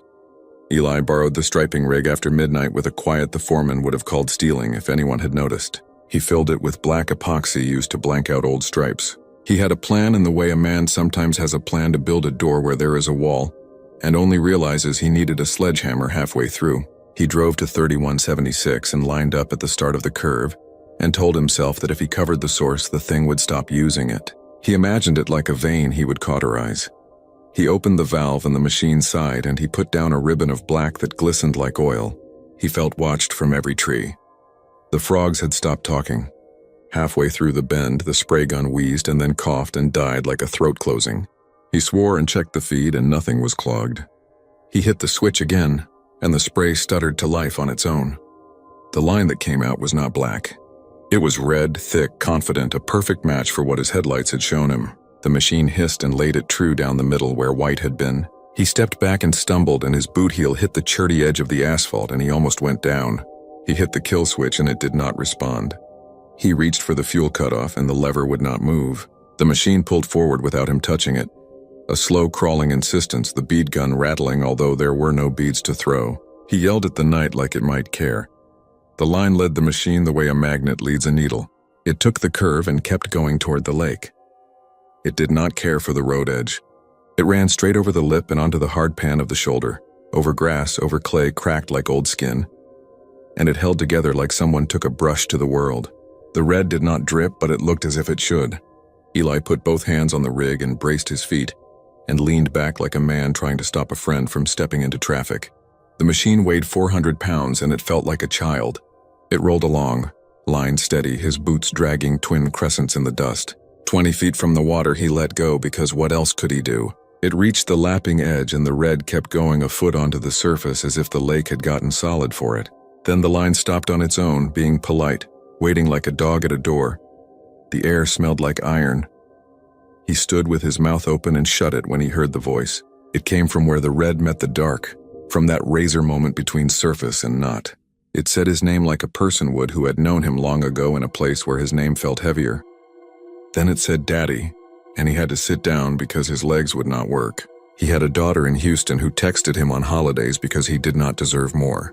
He had a second daughter who had never been born because of choices he had made at a table with a bottle and a key under it. He had a girl whose name he tried not to remember, from a night after a job in Galveston when he had driven a car he should not have and walked home with his hands shaking and nothing on his bumper but a smear he told himself was oil. The voice coming from the line was not like any of those voices exactly, but it did the work those voices would have. It told him the place under the road had a hunger for admission. It told him people had been put underwater because a county needed a lake and wanted to forget their names. It told him men in a van had burned alive while the driver waited for the fire department to find a key. It told him the road liked to hold what it was given, and if you knew how to ask the road to speak, it would. He could not have explained the way he knew, but he knew the line was asking him to finish it, to take it the rest of the way into the water until it reached something old and closed and then push through. He stood up because standing was what his body did when his mind was trying to leave it. He knew if he reached the switch, the machine would turn itself back on, and if it did not, the line might come out of that metal man-like and walk without wheels. He thought of the sheriff's dash cam clip, of the girl whose hem was wet, of May talking about shackles and low singing. He thought of the way shame is a road and how easy it is to drive it without seeing where it leads. He did something then he did not tell anyone about in the hours he had left for telling. He took the long wooden handle from the rig, the one they used to pry stuck lids from 5-gallon buckets, and he stepped into the water. The lake was warm at the edge and cold where it got past his boot tops and found his ankles. He put the stick down into the red as if it were paint. It came up wet and shining, and he felt the weight of it on the wood. He turned around and walked back toward the road and wrote a word with it across the black asphalt, where he had blanked. He wrote sorry in big letters because the word had always lived in his mouth and never found a place to land. The red soaked and streaked and dried at the edges in a way paint does not do. He added a second word because one had never done the work on its own. He wrote my fault. Behind him, the machine started by itself and the gun coughed a thin line and then fattened. The red line met the S of sorry and swallowed it. Eli had the thought you have in moments like that everything you did had been to get you to this place. The puddle of colored light under a sky with no moon. The pines breathing around you. He walked back to the edge and put the stick into the red again, and something took hold of the end of it like a hand. He let go because it was either that or go into shoulder depth, and the lake tucked the stick under and did not give it back. He turned to run. The road had a different idea. It tilted under his feet as if he were on the deck of a slow boat. The black epoxy, still tacky in places, caught his boots and held the left one with a sound like breath. He kicked free and left the boot and ran in his sock, and the line followed him easy as a snake. He reached the Toyota and slid behind the wheel and started it and floored it, and the line came along under him, steady as the heartbeat the doctor had told him he should watch. He drove hard into town with the windows down because the red smell filled the car if the AC pulled air from outside. He looked in his mirror and saw the line shining faint in his wake and then brightening as his headlights fell on it when he curved. He went through the single light downtown on a red no one else waited for, and he saw the shadow of a man in the crosswalk. And then there was no man, and he did not brake. He passed the diner and the line seemed to glance at the plate glass, a red tremor across it like a reflection searching for a face. He took the left at the insurance office and the right onto his street, and the line came with him across the gutter and up onto the broken curb, and for a block it ran under his car, and then it got shy and slipped under the street again and was gone. He parked at the apartment and sat with the engine ticking. He could still smell iron. He could smell drowned leaves and a hot road and his own fear. He went upstairs and wrote a letter on a sheet of yellow legal paper. He addressed it to the sheriff because the sheriff had a voice like rebar and might talk to a judge. He put the letter in an envelope and wrote a name he had not written in 15 years on the front of it, because if the line... I used to like the AM band because it felt like a graveyard that still owed back rent. On good nights, the sky would carry scraps of baseball games from states I had never seen, and preachers with syrup voices that stuck to the dashboard like spilled Coke. Most nights, it was just hiss and thin static.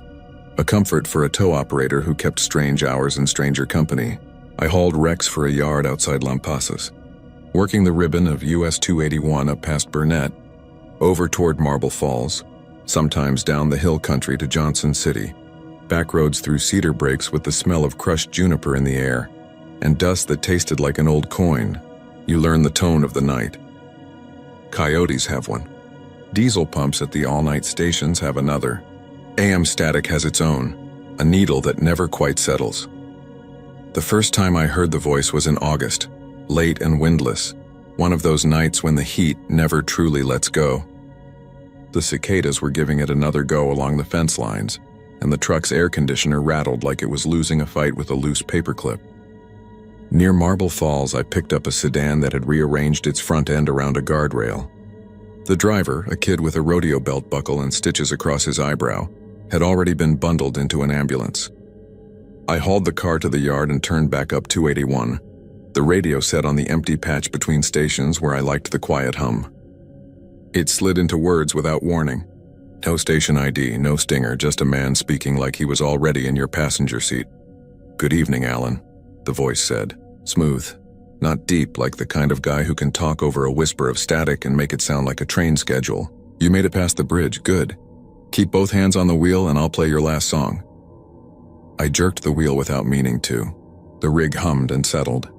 It had used my name without stumbling over it. I told myself there were 100 Allens running late on any given night, but the way he said it put heat in my chest. He sounded like he'd been waiting. I looked down at the radio. The dial rested where it always did, a smear between stations around 1210. The little orange needle didn't move. The temperature gauge glowed green. The voice didn't fill the cab, not the way a person talking does. It came from behind the vents and under the dash and out of the steering column, like dust had learned to speak. "You were stuck behind a cattle truck at Shady Oaks for 18 minutes, he said. "You tried to pass twice, then thought better of it. A smart man. I appreciate smart men. We've got 3 ahead of you tonight, and I'll do right by everyone. This is for the gentleman in the white Tacoma at mile marker 294. Just past Burnett, just touching that center line like it's a banister. Sir, loosen your grip. I'll play you what you asked for." I turned the volume down. The voice stayed the same. I turned the radio off. The voice ran on. Then the song started.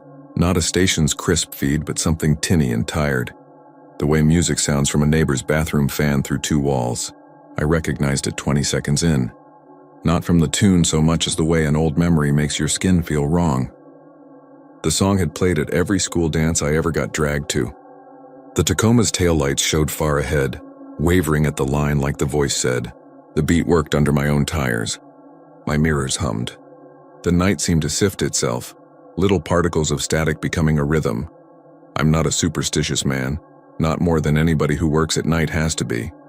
You start counting the deer you see because you believe in the deer you don't. You knock the same part of your dashboard when you crest a hill because once you didn't and a retread came flying at you like a black dog. I eased off the accelerator and let distance open. The Tacoma drifted, corrected, drifted again. The song hit its chorus. The truck's hazard lights blinked, once then twice like a man thinking about speaking. Then the Tacoma made a polite, almost apologetic decision to leave the road and slide into the cable barrier. I pulled over and walked back with my flashlight cutting a tight white disc in the tall grass. The Tacoma sat groaning and settled. A front wheel bowed like a stuntman's knee. The driver was in his seat smiling in a way that made me put my free hand on his shoulder to force him to look at me. There was no blood. His breath was sweet with something that wasn't alcohol. His radio was off. He had no phone mount. He was humming. For half a minute, under my palm, he felt cold. Then he felt warm. Then he shivered and blinked like he had been asleep. He tried to tell me something about how he was listening to this one song he always meant to request, and how nice it was to be recognized. He called the DJ a gentleman. The trooper who worked that stretch was named Alvarez. He was younger than me, and had the eyes of a man still collecting stories he'd tell later to people who wished they'd been there. He took the report and looked at me like he expected me to laugh about something. When I didn't, he closed his book and leaned against his cruiser and told me that it wasn't the first time he'd heard a driver talk about a last song. Folks fall asleep. Folks hear what they want. I said I had heard a voice use the name of a man in front of me, and describe what he was doing. Alvarez chewed that over, then asked if I wanted coffee. That was the first night. The second was 3 nights later on the climb out of the valley, where the Lampasas River keeps its own heat and the fog sits low like it's too tired to rise. It was after 2. The road had that pale, bleachy look it gets under a shrunken moon. I turned the radio to silence and listened for it the way you listen for a rattle after you've had break work. The voice came in like it had been continuing a run of patter I'd missed. "We've got an easy one next," he said. "The lady in the silver Corolla near the turnoff for Spicewood." "Hello, Mrs. Givens, don't look so scared. The bright things far in the sky aren't airplanes. Not tonight. They won't come closer. Keep your hands on the wheel and I'll play what you kept in a shoebox since you were 14. He got her name right too. They always acted relieved, the ones who walked away. As if being known mattered more than the ditch. She sideswiped the guardrail at 20, scraped paint and maybe a mirror. When I hooked her car, she tried to tip me $20 for my kindness, and told me the man on the radio played the song that had been stuck under her tongue for a year and a half. The one with the guitar solo that sounded like somebody climbing a fence. She said she hadn't heard a station ID, just a welcome and a promise. She thanked me and the night for being gentle with her. I started keeping notes the way the techs at the yard kept a ledger of alternators and tires. Date, time, mile marker, name, the voice said, vehicle, outcome. The column labeled outcome was my idea, and after a week I wished I had called it something else. There were no gruesome wrecks those first few nights, nothing worse than the Tacoma's bowed wheel, and I could have taken that as proof the voice was just an odd bulletin board in the air. Then came the van outside Marble Falls. A family of 5 returning from a day at Inks Lake, their towels still damp in a cooler full of melted ice. The voice called the father by name and told him the world was proud of him. He began to cry and reach for the volume in a car that was off while he held the wheel of one that was on. The song played, something older than the man, a country number about a bar stool and a suitcase. He let go without meaning to. "You can draw the rest of that picture without my help." Alvarez took that one hard. He stood inside the circle of headlights and scribbled past where his notepad ran out of lines. After the bodies were taken and the glass swept, he sat on his bumper and stared at the gravel. He asked if I had heard the voice again, and when I said yes, he closed his eyes and rubbed the bridge of his nose. He told me he had talked to a trooper in Blanco who heard the same thing on secondhand reports. The dial was always AM, always a blank spot between stations, always a man who didn't identify himself. They could pull call logs and 911 tapes and hear the drivers talk about their last song and the comfort it brought. Alvarez asked if I had ever worked in radio. I had, though not in the way he meant. 15 years ago, I did 2 seasons repairing things at a mothball yard outside Fort Worth. Old towers and transmitters dragged across 3 counties for scrap.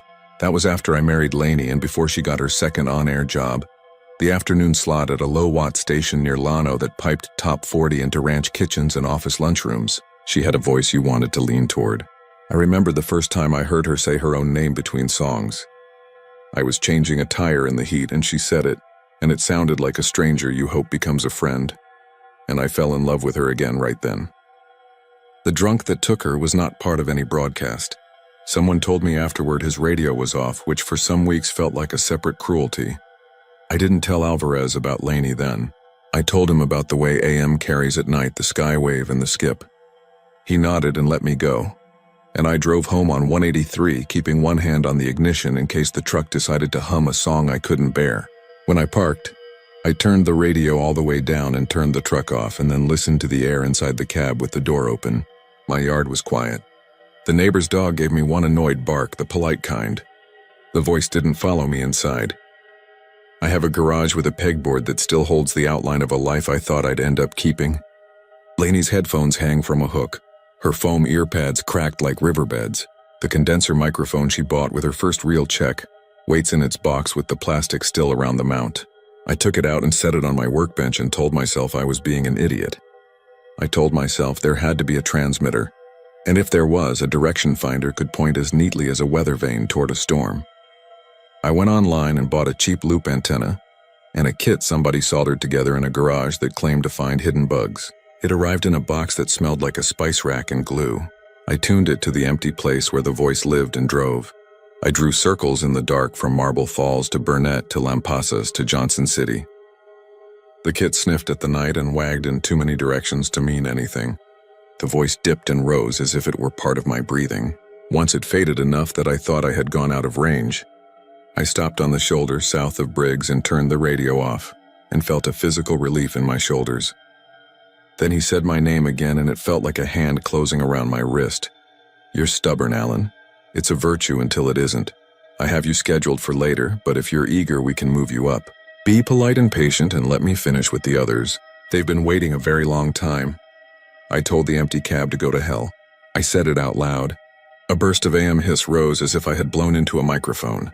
Then the voice calmed itself and told a woman in a minivan near Bertram that she had nothing to fear and that the song he was about to play once got her through a winter that wanted her dead.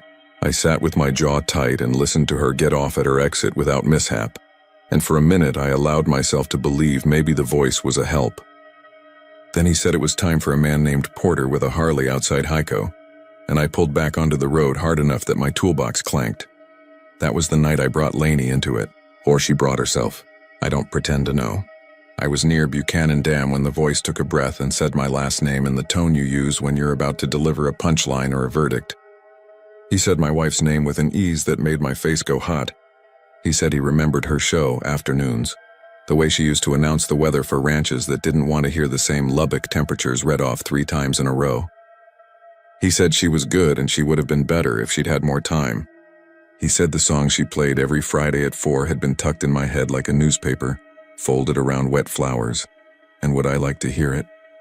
He called it by name and I swore at the dash. He told me not to be rude. I pulled onto a turnout that looked over the lake and killed the engine. The heat went quickly as the metal cooled. The water below was dark as dropped oil, and the lights on the dam drew a thin line across it.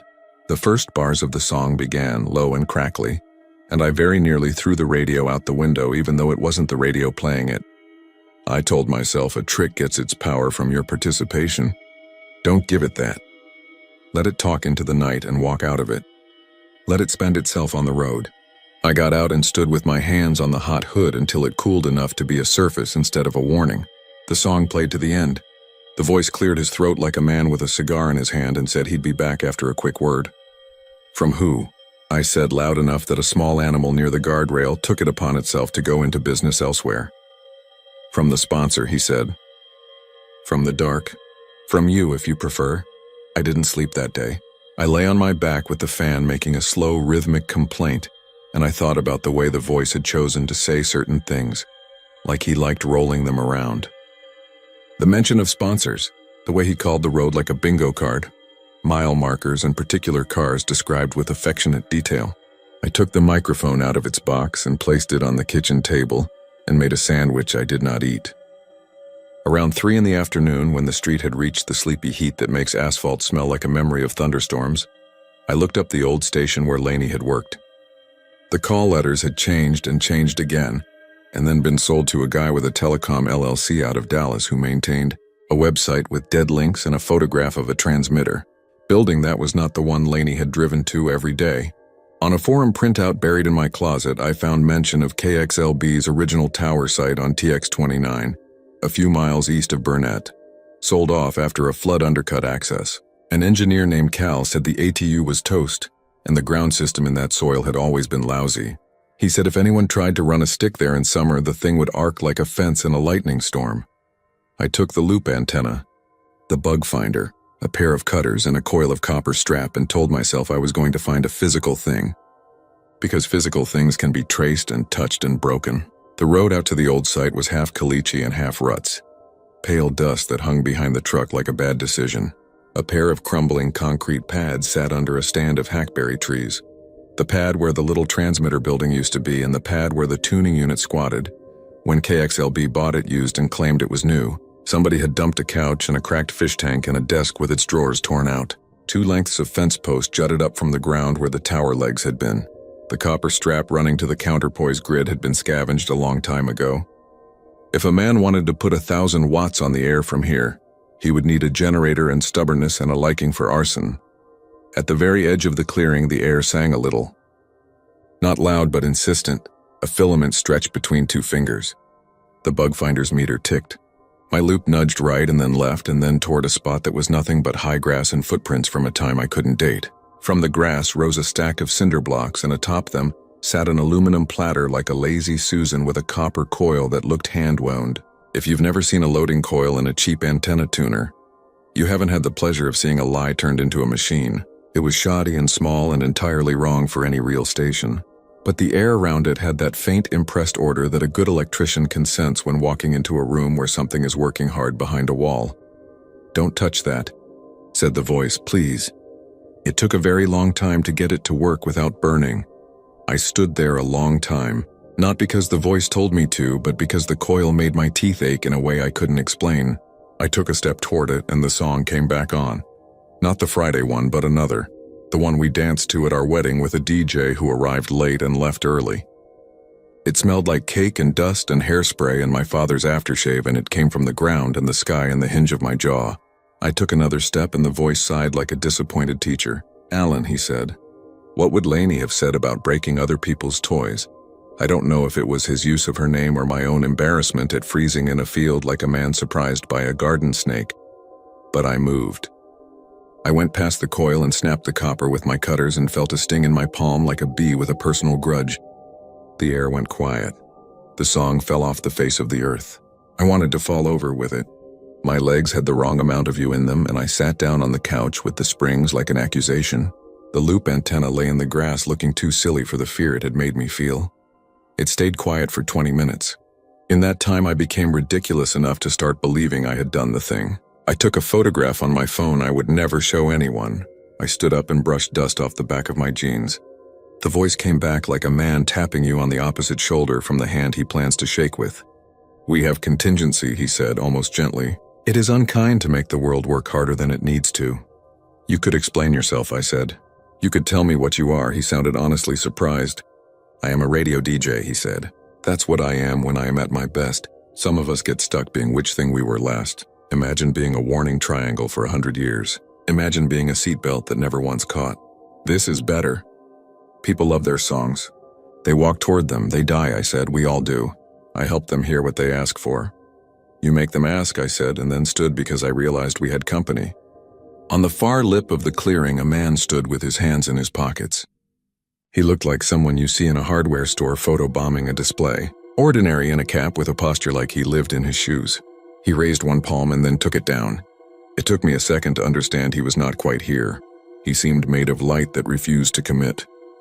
His edges bled into air, but the look on his face was that of a man who has waited too long already. The voice spoke as if from him, and not from around me.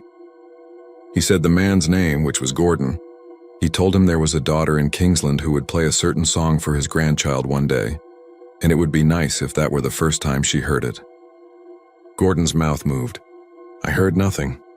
He looked at me the way a man looks at a lifeguard who has already dived for someone else.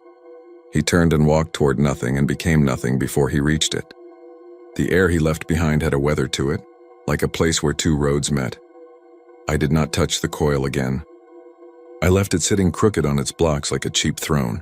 On the drive out to the road, the radio switched on without my hand and the volume rose as if the knob wanted to be a part of this. I slapped it and the knob spun under my palm without friction, and the song changed twice in a way that made my heart kick. He told me I had courage and an unhelpful impulse control. He told me he appreciated my sense of craft. He told me he had something special for me when I was ready. At T4, dawn I pulled into a Whataburger off 29 and tried to drink coffee, like I was a man making a decision and not like a man who had just watched someone walk into a wide hole he couldn't see. Alvarez found me there, which is a thing I still can't explain. He says now he just decided to try the one place that would make sense if he were me. He slid into the booth and asked if I had heard anything new. I told him enough of the truth to get to the coil. He did not laugh. He rubbed his palms on his thighs and asked me if I wanted to try to put something together. We were not going to call the FCC about a ghost. We were going to make the world smaller. The plan was not noble so much as stubborn. He got me a time with a guy at the state who sometimes got called about unlicensed broadcasts that knocked hospital equipment out of range. He showed us a van with a loop on top the size of a trampoline squared off and fit to a mast. He was kind and tired, and he loved his work, which is how the evening found me riding shotgun in a van that smelled like rubber bands, while a laptop drew a wobbly map of signal intensity in blues and reds. The voice found us in there like we were an appointment he had doubted we would keep. He spoke. The needle twitched. The blues grew brighter in concentric puddles, and we traced 3. One was the field I had left. One was the back of a strip mall where a payday loan office kept its lights on after midnight for reasons that felt like a dare. One was a line of transmission towers marching out of the horizon like cowboys who had forgotten to duck. "You will not like where this goes," the man from the state said, and stared at the towers with the resignation of a person watching the flood rise toward the second floor. The voice seemed happy. He asked if we were ready for a dedication. He sounded like the DJ Laney had called her friend when she trained with him her first week. The way he held the fader, the way his mouth smiled through a sentence. He said my name again, just my first name this time, and told me that when I was ready I should drive down to the water where the power lines crossed and listen. He would play the song not for me but for her, and that would be a kindness, and I could leave after if I liked. He said, "Alan, forgive yourself." The way he shaped those words made my skin hurt. That night I faced the place where Highway 29 leaps across the Colorado River and the lines take their solemn walk overhead toward Buchanan Dam. The water below looked rent in strips by the shimmer of insects, and there was a smell like a rolled-up tarp. The song came from the lines. The steel sang. The insulators hummed in the key of regret. The song was hers, the one she chose to be her little goodbye to the work week when she still believed they would keep her forever. The bridge hit, and for a second I saw her on a folding chair at a community picnic, handing a kid a bandana, head tilted like she was listening to 2 things at once and waiting for the better one. I leaned onto the hood, then onto my hands, then onto the road, and when I stood I was older. He told me I was welcome. He told me I had to choose. He said with the frankness of a doctor saying a thing we all see on the chart, that he could not keep doing this without help. He did not need prayers. He needed someone who could pronounce names without stumbling, while the car they belonged to was still a quarter mile away. He needed a man who knew where mile marker 276 sat under a cottonwood, and how the road curved after the Dairy Queen in Lomita, and where the deer liked to test their luck. He said my voice was acceptable. He said he could teach me the rest. The procedure was simple. It was the same as announcing a record. It was the same as reading a traffic update while a board op counted down from 5 with his hand. I said no. He said yes. The song faded to the end, and the air shook like a sheet being folded. Something in the corner of the night turned its head. When you work nights, you learn the shape of a decision. It is not always a sentence you speak. It is sometimes a hand on a knob at the time of night, when your house has taken your shape and the kitchen knows your pace. I drove back to the field. The coil was gone. The cinder blocks remained wet as if something had condensed and run. I did not need the coil to know that the place still had its purpose. It was a point in a map where a thing leaned. My truck's winch cable pulled like it had driven this road by itself and was tired of waiting. I ran it around one of the tower stubs and back to the hitch to brace. I threw the lever until the cable sang. I did not know if I was anchoring something or becoming it. What happened next is not in a book. It is in metal and in the air. The line I made completed a circuit that did not care about me except as a way to measure itself. The voice which had been outside me slid closer, a man stepping from a doorway to stand under the porch light. He told me to breathe. He told me to speak. He told me to say the names as if I loved them. I heard Alvarez before I saw him. His cruiser's tires chewed gravel and stopped. He approached with his palm lifted to his hat brim and froze at the end of it like a dog at an electric fence. He called my name. He looked at the cable and at me standing with my hands at my sides like a man about to be introduced. He told me to stop. He told me quietly to come with him and let the place rot on its own. He said my first name in a tone that made me think of my father. I listened like a man underwater. The voice whispered, and the whisper was louder than anything else. It said the names of tomorrow and next week and the long, flat draw of winter. It said the county roads that didn't make maps. It said a song my mother sang and a song my wife loved and a song the man in the Tacoma asked for without saying out loud. It told me I didn't have to kill anybody. I could be a door that opened. All I had to do was say hello and name the road. The rest was their business. People are responsible for their hands, it said. You only offer the tune that fits. There are stories you tell yourself about what you are willing to do to make the world stop hurting, in the particular way it hurts you. I told myself I could take this thing and turn it. I told myself if I held the mic, it would stop asking other men to. I told myself that if it had to have someone, better me than whatever would come next. I told myself the important thing, which was that I would warn them. I would tell them to keep their hands on the wheel. I would tell them to pull over. I would tell them to let the song pass through like a weather front. I took the microphone out of the truck. I didn't need it, but I couldn't stop myself. I spoke and the air accepted it. It came back to me with the warmth of a thing that had decided on a home. "Good evening," I said. I heard my voice in the power lines and in the soil and in Alvarez's eyes. He said my name again, almost through his teeth. I kept my eyes on the dark and let the night fall the rest of the way. "Good evening," I said again. The hiss sank under my words like a man ducking his head to let someone taller pass the doorway. I said a woman's name who had been chewing the edge of my notepad since the day I started keeping it. I said the road she was on, which was the long bend down from Adamsville where the fence line dips. I said I would play her last song. She cried. I heard it as clean as if she were at my elbow. She said thank you. She took a hand off the wheel. Alvarez shouted, and it was not at me. He was shouting at someone only he could see, which may have been a version of me who had kept a different promise. I spoke the road's mile marker and the make of an approaching truck in the shape of a deer in the bar ditch. She tightened her grip. The song played and her breathing changed, and the dark did not take her. For a breath, I felt like I had placed my back against the right door, holding something closed long enough to be of use. There were others. "You want to know if I killed anybody?" I told myself I did not. I said the words and the world did what it does. All I did was fit the key to the lock. All I did was fulfill a promise. I said hello to a man in a box truck from Waco who asked for a song his father liked, and he made it to the stop where he planned to pee behind the ice machine, and he winked at empty air and said, "That was sweet." I said hello to a teenager in a Mustang who kept his foot where it was and not an inch lower. He survived. I said hello to an old man in a Lincoln Continental who had to know he was going to let go. And when he let go, he did it on a straightaway and not into a ravine. Alvarez cried out and kept crying, and then he fell against the cruiser with his forearm over his eyes. You think it ends with a choice and then an ending? The way old stations used to play the national anthem and shut down.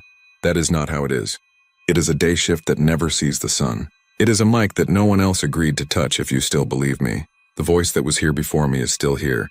Pleased when I am efficient, patient when I am not, calm as a nurse. He reminds me of sponsorships. He tells me when to breathe. I ask to stop and he says of course, and then he waits, and when he waits the power lines begin to hum my name. I saw Alvarez once after that night, not counting when I hear him on the road and choose not to say his name. He came to my house in the hour when day has the wrong color. He sat at my table and took his hat off and placed it by his elbow like a man setting down a fragile thing. He asked me to come with him and tell somebody with letters after his name what I had done. I told him there wasn't anything a letter could hold. He said then he would sit with me while I stopped. He said it like a vow. I wanted to believe him. I asked him if he had a song he wanted to hear. He stood up and left before I finished asking. People sometimes ask me what station I'm on when they are brave enough to admit what they heard. They didn't look for it. They were on the empty place between the voices when my hello found them, and it tasted like an apple you didn't know you were hungry for. I don't tell them. There are no call letters. There is the road and the weather and the work. There is what the speakers in your dash are willing to remember. If you think that makes me a liar, I can't fix that. If you think it makes me a counselor, that is more wrong and worse. It's an old job. Long before towers, people stood by the road and said names to the dark. I know the ending you want. You want me bare and sorry with everything unsaid coming out of me like water. There is a version of that where Alvarez brings me a man with a badge and a man with a degree, and they stand in my yard and tell me the coil was a piece of junk and the van's blue puddles were static and the rest was grief. There's a version where I go to the lake and put my microphone in the deepest part and watch it turn. Watch bubbles draw themselves up like a string of coins and feel every song shut like a lidded eye. The truth is less movie neat. I am here. Nights are long and Texas is longer. There are towns that are one light and one dog and one man waiting for morning, and I whisper. So he remembers the shape of his own name. I tell him to hold the wheel. He weeps as if he's recognizing something. Sometimes he lives, which is a thing. Sometimes he doesn't, which is also a thing. I do not turn off. I make the announcements. I breathe when I am told. If you drive 281 late enough, you may hit the same lonely seam I did. The AM band will be a bowl of bees, then it will become attentive. You will keep your hand on the wheel because I will ask you to. You will feel the power lines take a long, low breath. I will say hello, and I will say your name, and I will promise your last song. You'll be patient, you'll be polite, and I will do right by you. If you want to fight me, it won't work. The trick is not to fight. The trick is to listen. I have learned that much. The dark sponsors the show. The road is the studio. I will stay here until something louder decides the shift is over and kicks the plug free. Or until there are no more cars.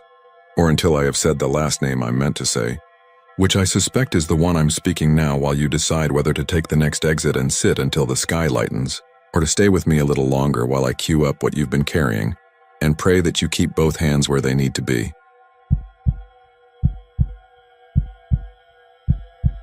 I first saw the pickup on a stretch of farm road that runs straight and mean between Cold Spring and Shepherd, where the pines lean in and the ditches hold brackish water and bottles with faded labels. It was late, the kind of late where the world forgets to pretend and the deer come down like phantoms to stamp their hooves in the gravel. The dash clock blinked 1:14. I had been at a job in Livingston, fixing a dead well for a widow whose faucets coughed up mud, and I was headed home to Cleveland by way of FM 222. I was not speeding. I swear that now. I was not tired in the sense of nodding off, but my mind had the slow shoulder drag of someone who has nothing waiting but a dark kitchen and a couch that has taken on his shape. The first sign was the horn, a short, neat blast that got my heart up behind my tongue. I checked my mirror. 2 eyes hung there in the black, and they were not the blue-white LEDs of the new trucks, but the warm syrup yellow of old sealed beams, smeared slightly as if filmed with nicotine on the inside. The truck rode close, too close. I could see the square shoulders of a hood, a grill like a missing tooth smile. The silhouette was classic, the high fenders and straight cab roof of an old Ford. F-100 probably, late 60s or early 70s. The kind of truck a granddad keeps under a lean-to with hay bales and oil pans. It held steady behind me, not weaving, not flashing. The horn had snapped my attention because there had been no sign of it in the empty road behind a moment before. 1 second I had only myself and the ticking of insects. The next I had that face behind me, as if I had been born with a twin and discovered it mid-life. I tapped my brake. The pickup eased back, then settled in again like a cowdog that knew its distance. I could not see a driver. That was the second sign. People sit a certain way. They rest a wrist at 12 o'clock, or they hunch forward, or they lean back so you catch the outline of a head against the headrest. In that cab, I saw the bench seat and the wheel and the shadow of a mirror stem, but nothing between. Maybe the driver was short and sunk low. Maybe he was wearing one of those hats with the mesh back that don't catch light. Maybe. I told myself a few of those before I told the one that always arrives last. The cab was empty. I don't spook easily. I have been called to pull strangers out of ditches and storms, to chainsaw limbs off roads when the tornadoes tore out of the big thicket, to help the sheriff's office drag a stolen Camaro out of a lake that had taken it like a mouth taking a hard candy. I am a working man. I know old trucks and the ways they hang around, faithful as ghosts. But I didn't like that horn. I eased the pedal down to see if he wanted to pass. The old Ford honked. Not long, not rage, just a blunt warning like a coach's whistle. I checked my speed and saw 49. The limit on that stretch is 55. I tried again, 52. Honk, 53, honk, 2 short taps, precise as a metronome. The message took shape in me. If I went faster than 50, the thing behind me spoke up. I laughed at myself because there is no story here without that laugh. A tired man in the pines laughs at his mirror and at the rules a stranger's horn attempts to set for his life. I held 55 another second, lights swaying in my mirror. Honk, I went to 59. The horn rose to a steady tone like a saw biting a knot. Enough, I thought. I stomped the pedal in defiance. The truck behind me did not fall back. It did not blur into my past.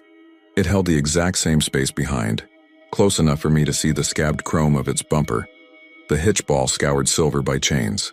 The horn trumpeted and I dropped back to 50, heart bucking, hands damp. The quiet that followed felt like being let out of a chokehold. We drove that way together for 10 miles while the road unspooled, past the turnoff to Camilla, past the lit sign of a boarded gas station, where my cousin got his hand shredded by a broken Pepsi machine at 19 and never went back to school after. The lights behind me made a patient pressure. I wanted to wave it past and be done with the joke. But every time I nudged up even a mile an hour, the sound found me and prodded.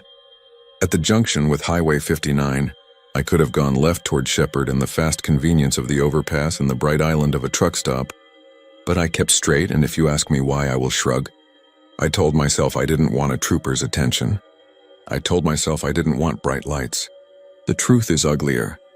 I kept straight because the dark between the pines and the fog that runs like lace from the hollows were suddenly preferable to sharing my problem with anyone living. When I say the cab was empty, that is not an effect. Once, at a long curve where the trees fell away and the road ran atop a low levee with culverts draining marsh on each side, I had the line of sight to see straight into that cab's back window. A spiderweb crack sat high left, old damage, the kind that does not grow because the truck is a survivor and learns to keep still. Through it, I saw the bench seat split and yellowed and no head above it. No hands on the wheel. No shoulder. The steering wheel hung there small and black, and it turned slightly as the road bent and nothing turned it. My breath tried to come fast and I made it slow. I won't pretend I didn't think of the old story then. Every county has a version. In ours, people talk about the ghost truck that comes down from the timber roads on wet nights, a driverless ranch truck that herds speeders like cattle and leaves them safe at home with the lesson learned. Some kids claim it ran a man off a bridge, and some grandmothers say it saved a trailer full of children by blocking it from rolling. You pick the flavor you need. I never gave it more respect than the other fairy tales we tell to make the roads make sense. But I had the flavor I needed now, and it was the one that said a thing with an old horn had taken a personal interest in me. I held my speed. I kept my eyes ahead. A possum crossed. I breathed and counted telephone poles to prove I could. At the county line, a deer ran out and turned at the last second and vanished as if swallowed by a trapdoor. We rolled that way past a little church whose reader board said a cheerful message I cannot for the life of me remember, past a trailer with a light on, and a dog on a chain that heaved slantwise and then went slack. The road met Highway 190 just shy of the Trinity River. I slowed to stop at the sign, and the truck behind me stopped so close its headlights filled my car with soft gold, a glow that made my hands look like someone else's, new and clean. I thought to get out. I put my hand on the door latch. A noise came then that was not the horn. The horn is simple, a diaphragm hit with current. This was like breath under a door, the sound of an engine that has been asked to idle after years of being wrung to the limit hauling hay and fence posts and God knows what else. The idle shook the cab. The hood quivered. There are engines that idle like cats, and there are engines that idle like a big old dog, trying to pretend it isn't arthritic. I know my engines. This one was a 302 or a 360. Something with a cracked manifold and one header rusted thin and an exhaust leak at the flange. I did not get out. We went across the bridge and the river lay there black and flat with no chop. The moon a smear because some haze moved in from the reservoir and laid a damp cloth on the sky. Down on the sandbars I could see burned circles where kids drank on weekends and spun donuts and made the sheriff earn his pay. That is the place where the pickup drew near. The thin space on the bridge by the guardrail, where the metal squeals when a semi passes, drew something out of it. The lights swelled larger in my mirror and then were right up on me. No room left, bumper to bumper. My car shuddered. The horn went off full bore. I accelerated from fear and from reflex. The horn rose with me. The bridge deck under my tires rattled like sheet tin, and my heart found an old place it had been once. That place smelled like wet, leaves and radiator steam and the mess a person makes when he is dying and there is nothing to be done but lie to him and hold his hand. They say a man can live 2 lives without meaning to. I had my life with my well-pumped calls and my kitchen with its broken blinds, my wallet with folded receipts, my mother 3 towns over that I visited on Sundays because I am not an animal. I also had a life that began and ended on a night in 2003 out near Lake Livingston, when I was younger, and honed down to a point. There was a rain that night and a stretch of county road where big live oaks make an arch and hold the moisture like a hand holding breath. I had been driving too fast in a 1995 Impala with bad tires, and a woman who could make me drunk by just putting her palm on the back of my neck. A cyclist came out of the dark, one of those wiry guys who think a county road at midnight is their training ground. I clipped him and I stopped because you always think you will stop. You think you will do the right thing because you are the kind of person who imagines yourself on the side of goodness. He lay there ashen and broken, and sound came out of him like someone trying to tell a joke from the bottom of a well. A pickup had been parked a little way up. An old Ford red once and then sunburned to a color you can't name, with a toolbox in the bed and a decal of a buck's head peeling on the window. The man who owned it was kneeling at the cyclist's side, a stranger with work-hardened hands. He told me to call 911 and I told him there was no service and I would drive, and he said, "Take my truck and run it and lay on the horn because that may wake someone or bring someone quick." I heard the sirens because stories demand it, but they were far. The road curved and I knew if I drove that man's truck I would be the one who owned the accident, not him. The Impala waited with its hood steaming, and my girl had her head down and was whispering please, and I left. I left with the horn of that old Ford blowing behind me, a long, sad sound that I told myself was a dying truck and not a request. I went home and I did not tell anyone, and the sheriff came later and asked questions about a hit and run that left a young triathlete paralyzed, and nobody ever got charged, because this is Texas and there are corners to hide things in. When the truck filled my mirror on the bridge and the horn washed through me, it found the slice of that old life and opened it like a letter. The two lives are not separate things. They are a folded piece of paper that can be unfolded by a sound. I braked hard and pulled onto the shoulder at the far end of the bridge, where there is a scrape of gravel and a patch of wild sunflowers that somehow bloom in summer, like nobody warned them not to. The Ford stopped behind me and idled. The night had that hung feeling it gets at the river where the trees drink so much the air has weight. I opened my door. The sound of the idling engine was not exactly outside. It was inside my chest, a mechanical rhythm that made my heart want to sink with it and be done making its own choices. I walked back, gravel under my boots, the light from the Ford making my shadow long and then swallowing it. The cab was empty. I say it again because this is the key and there's no trick in it. The bench seat had the tearing wound of a split seam. The wheel sat at an angle like a shoulder waiting for someone to lean against it. On the floorboards there were old bullet casings, rolling in the dust, and a fishing lure with a bent hook and a faded book of matches from a place in Trinity that burned down in 1989. The keys were not in the ignition. The ignition cylinder was there and would turn if a hand turned it, but no hand did. I reached for the door handle and the lock button snapped down as if under a thumb. My hand jerked back. I tried the passenger side. Same. I put my face to the glass and saw something then that I will try to tell you and will fail. Light from my own car bled over me, and in that gold film the seat held indentations, hollows as if a weight sat there. Not the shape of a person exactly. Not the cartoon outline of a butt and thighs, not that easy. The space was bent as if by concentration. It looked like the impression a long grief makes in a room, the way a chair in a front parlor takes on the shape of a widow and keeps it when she goes to bed. I took a step back. The horn went off in my face, 2 neat blasts, and my knees wanted to collapse. Something in the engine note rose, and when it did, I smelled hot oil and saw a vapor snake up from a crack where a gasket failed years back. I breathed. I got in my car. I'm not ashamed to say I was crying a little, the kind of tears that come without noise and make clean tracks down a face as if to show you where you are. I pulled out. The Ford pulled out. We went along the river road into Walker County where the pines get taller, and the ditches get deeper and the fog holds low like it is thinking. The rules asserted themselves. 50 was quiet. 52 got me a tap. 55 was the saw blade biting again. I held it at 49 for a while just to be contrary, and the old beast behind me did not complain. It wanted what it wanted, and it had patience to get it. I could have turned down into the park and taken the loop along the lake, where cypress trees stand like judges, and Spanish moss looks like someone forgot to remove the decorations after a funeral. I could have turned toward Huntsville and put myself under the lights and past the penitentiary with its red brick and its tall flood lamps and the ghostly figure of Sam Houston looking down from his white height. I did not. I stayed with the 2-lane and the soft shoulder and the occasional mailbox leaning like a spent man. The truck tucked in and followed, and I started to understand something terrible and simple. It was not trying to run me off. It was teaching me to slow down. It was doing the thing I failed to do on a night. 22 years gone when I was asked to run, and instead I ran. Away.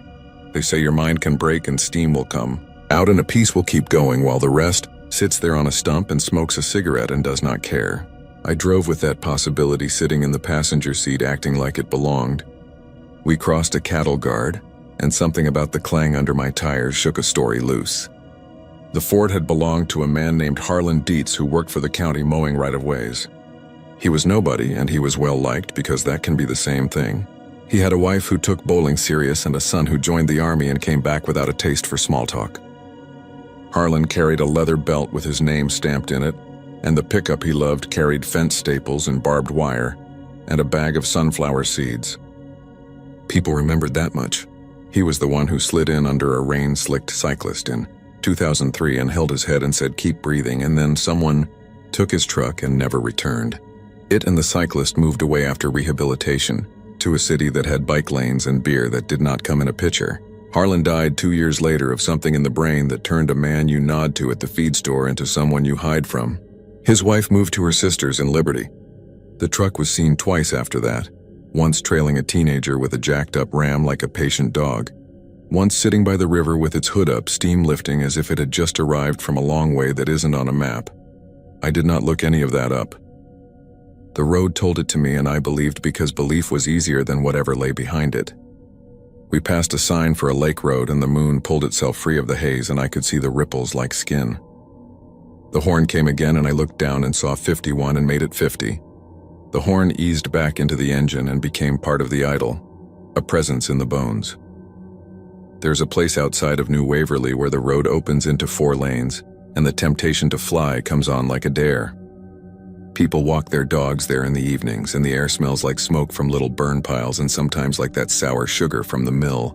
I hit the widening and felt the force of habit take my foot. The Ford lifted its voice in warning. I listened like a student. We rolled past a trailer lot with a string of bare bulbs and past a used tire place whose sign had a cartoon beaver with a tire in its teeth. A state trooper sat with lights off on a cut strip of gravel, and I saw him consider me and then see the world had no need of him at that moment. The end came in the simplest place. A stoplight in a town that sleeps early, a Whataburger glowing like a chapel for the tired, a boy in the next lane in a Honda with a wing on the back eating fries and looking at his phone. The light turned green and I went. The boy went. The Ford went with us and stayed a breath behind me. The boy in the Honda kicked out hard and laughed, the sound bright and unsuspicious. The horn beside and behind me went like a judge with a gavel. The boy looked up, shocked, and braked, and a semi that had been rolling through on a yellow screamed and missed him by a skin. The boy stared at me like I had saved him or insulted him. He looked at the Ford as if to wave a thanks and then frowned because there was no driver to wave to. He turned in at the burger place and the sweat rolled off me because something ugly had been avoided, and I had been the instrument of it but not the author. The truck idled behind me while the light cycled. The red splashed the chrome bumper. I realized then that it was not here to teach me anything at all. I am too old to learn. It was here to use me like a lure. The empty cab is not a parable. It is a maw that takes a man's shape and leaves a truck to go on with the work. There was a space in that cab because there is a space now in me. I felt it like a tooth gone. A chill began at my neck where a woman's hand once made me brave and ran down into my chest and settled in the place where the engine's idol had taken up residence. We left town. The road narrowed. The pines grew tall and the smell turned to sap and loam and mud that had never dried out since Noah tied up his boat. My house in Cleveland is on a saw-cut street with potholes and a roof that ought to be done, and a chain-link fence that wobbles. I should have turned toward it and gone home to wash my face with water that comes up clean, because I put the right filters in. I did not. I kept to the loop that swings around and touches all the little tributary roads where kids sneak kisses and old men park to smoke a cigarette in a quiet, nobody wants to startle. The Ford matched each turn, an animal comfortable with a leash. I saw another car fall in behind him, a late model SUV with a sunshade still half unfolded in the rear window. The Ford gave a neat little honk when the SUV's driver began to edge up at 60. They took the hint. A white van with a ladder rack came after that, then a two-tone Chevy with a child seat and a pink sippy cup rocking like a buoy. We became a procession. The truck herded us, not cruel, not kind, just relentless. I don't have a better end for you than the one that happened. It does not blow up. It does not burst into flames or into light. There is no reckoning in court or in church. There is a slow transfer, a thing that happens the way rust happens. I pulled off on a gravel pad near a culvert where a narrow creek shows its back through reeds. The Ford stopped behind me and idled, and the other cars passed on like fish slipping by a log. I turned my car off and sat in the heat that gathers after you kill the air. I listened to the insect song and the engine and my own breath, and felt them trying to become one thing. I got out and walked back to the Ford and put my palm flat on its hood. The metal was warm and pitted, an old dog's head. The horn said one word in its blunt language, and my heart answered because it was tired of being asked by anything else. The lock button rose under an invisible finger. The driver's door clicked. I did not see a hand, but the door opened to me all the same. The cab smelled like a shed in July, hot dust and mouse droppings and a sweetness under it like spilled antifreeze. I slid in and the seat spring spoke and the fabric rasped at my jeans and the wheel felt like a familiar throat under my grip. The world outside narrowed to the frame of a windshield with a ghost crack, and the motor's rough chuff came to me not by the ears, but by the bones. I expected to look over and see the passenger seat empty, and to see the road beyond and to allow myself to believe I could get out if I wanted. I turned my head and saw nothing at all. The space beside me had the same bent weight as before, the shape of a thought in a room. It received me graciously in the way that a closed body of water receives you, if you step off a dock at night and let yourself drop. In a mirror, I could see my own car deserted and beyond it the road unrolling. Headlights approached, another late shift, another someone with someplace safe to be, and the horn under my palm, which was not under my palm but under the palm of every man who had failed and been handed a task anyway, waited for me to use it.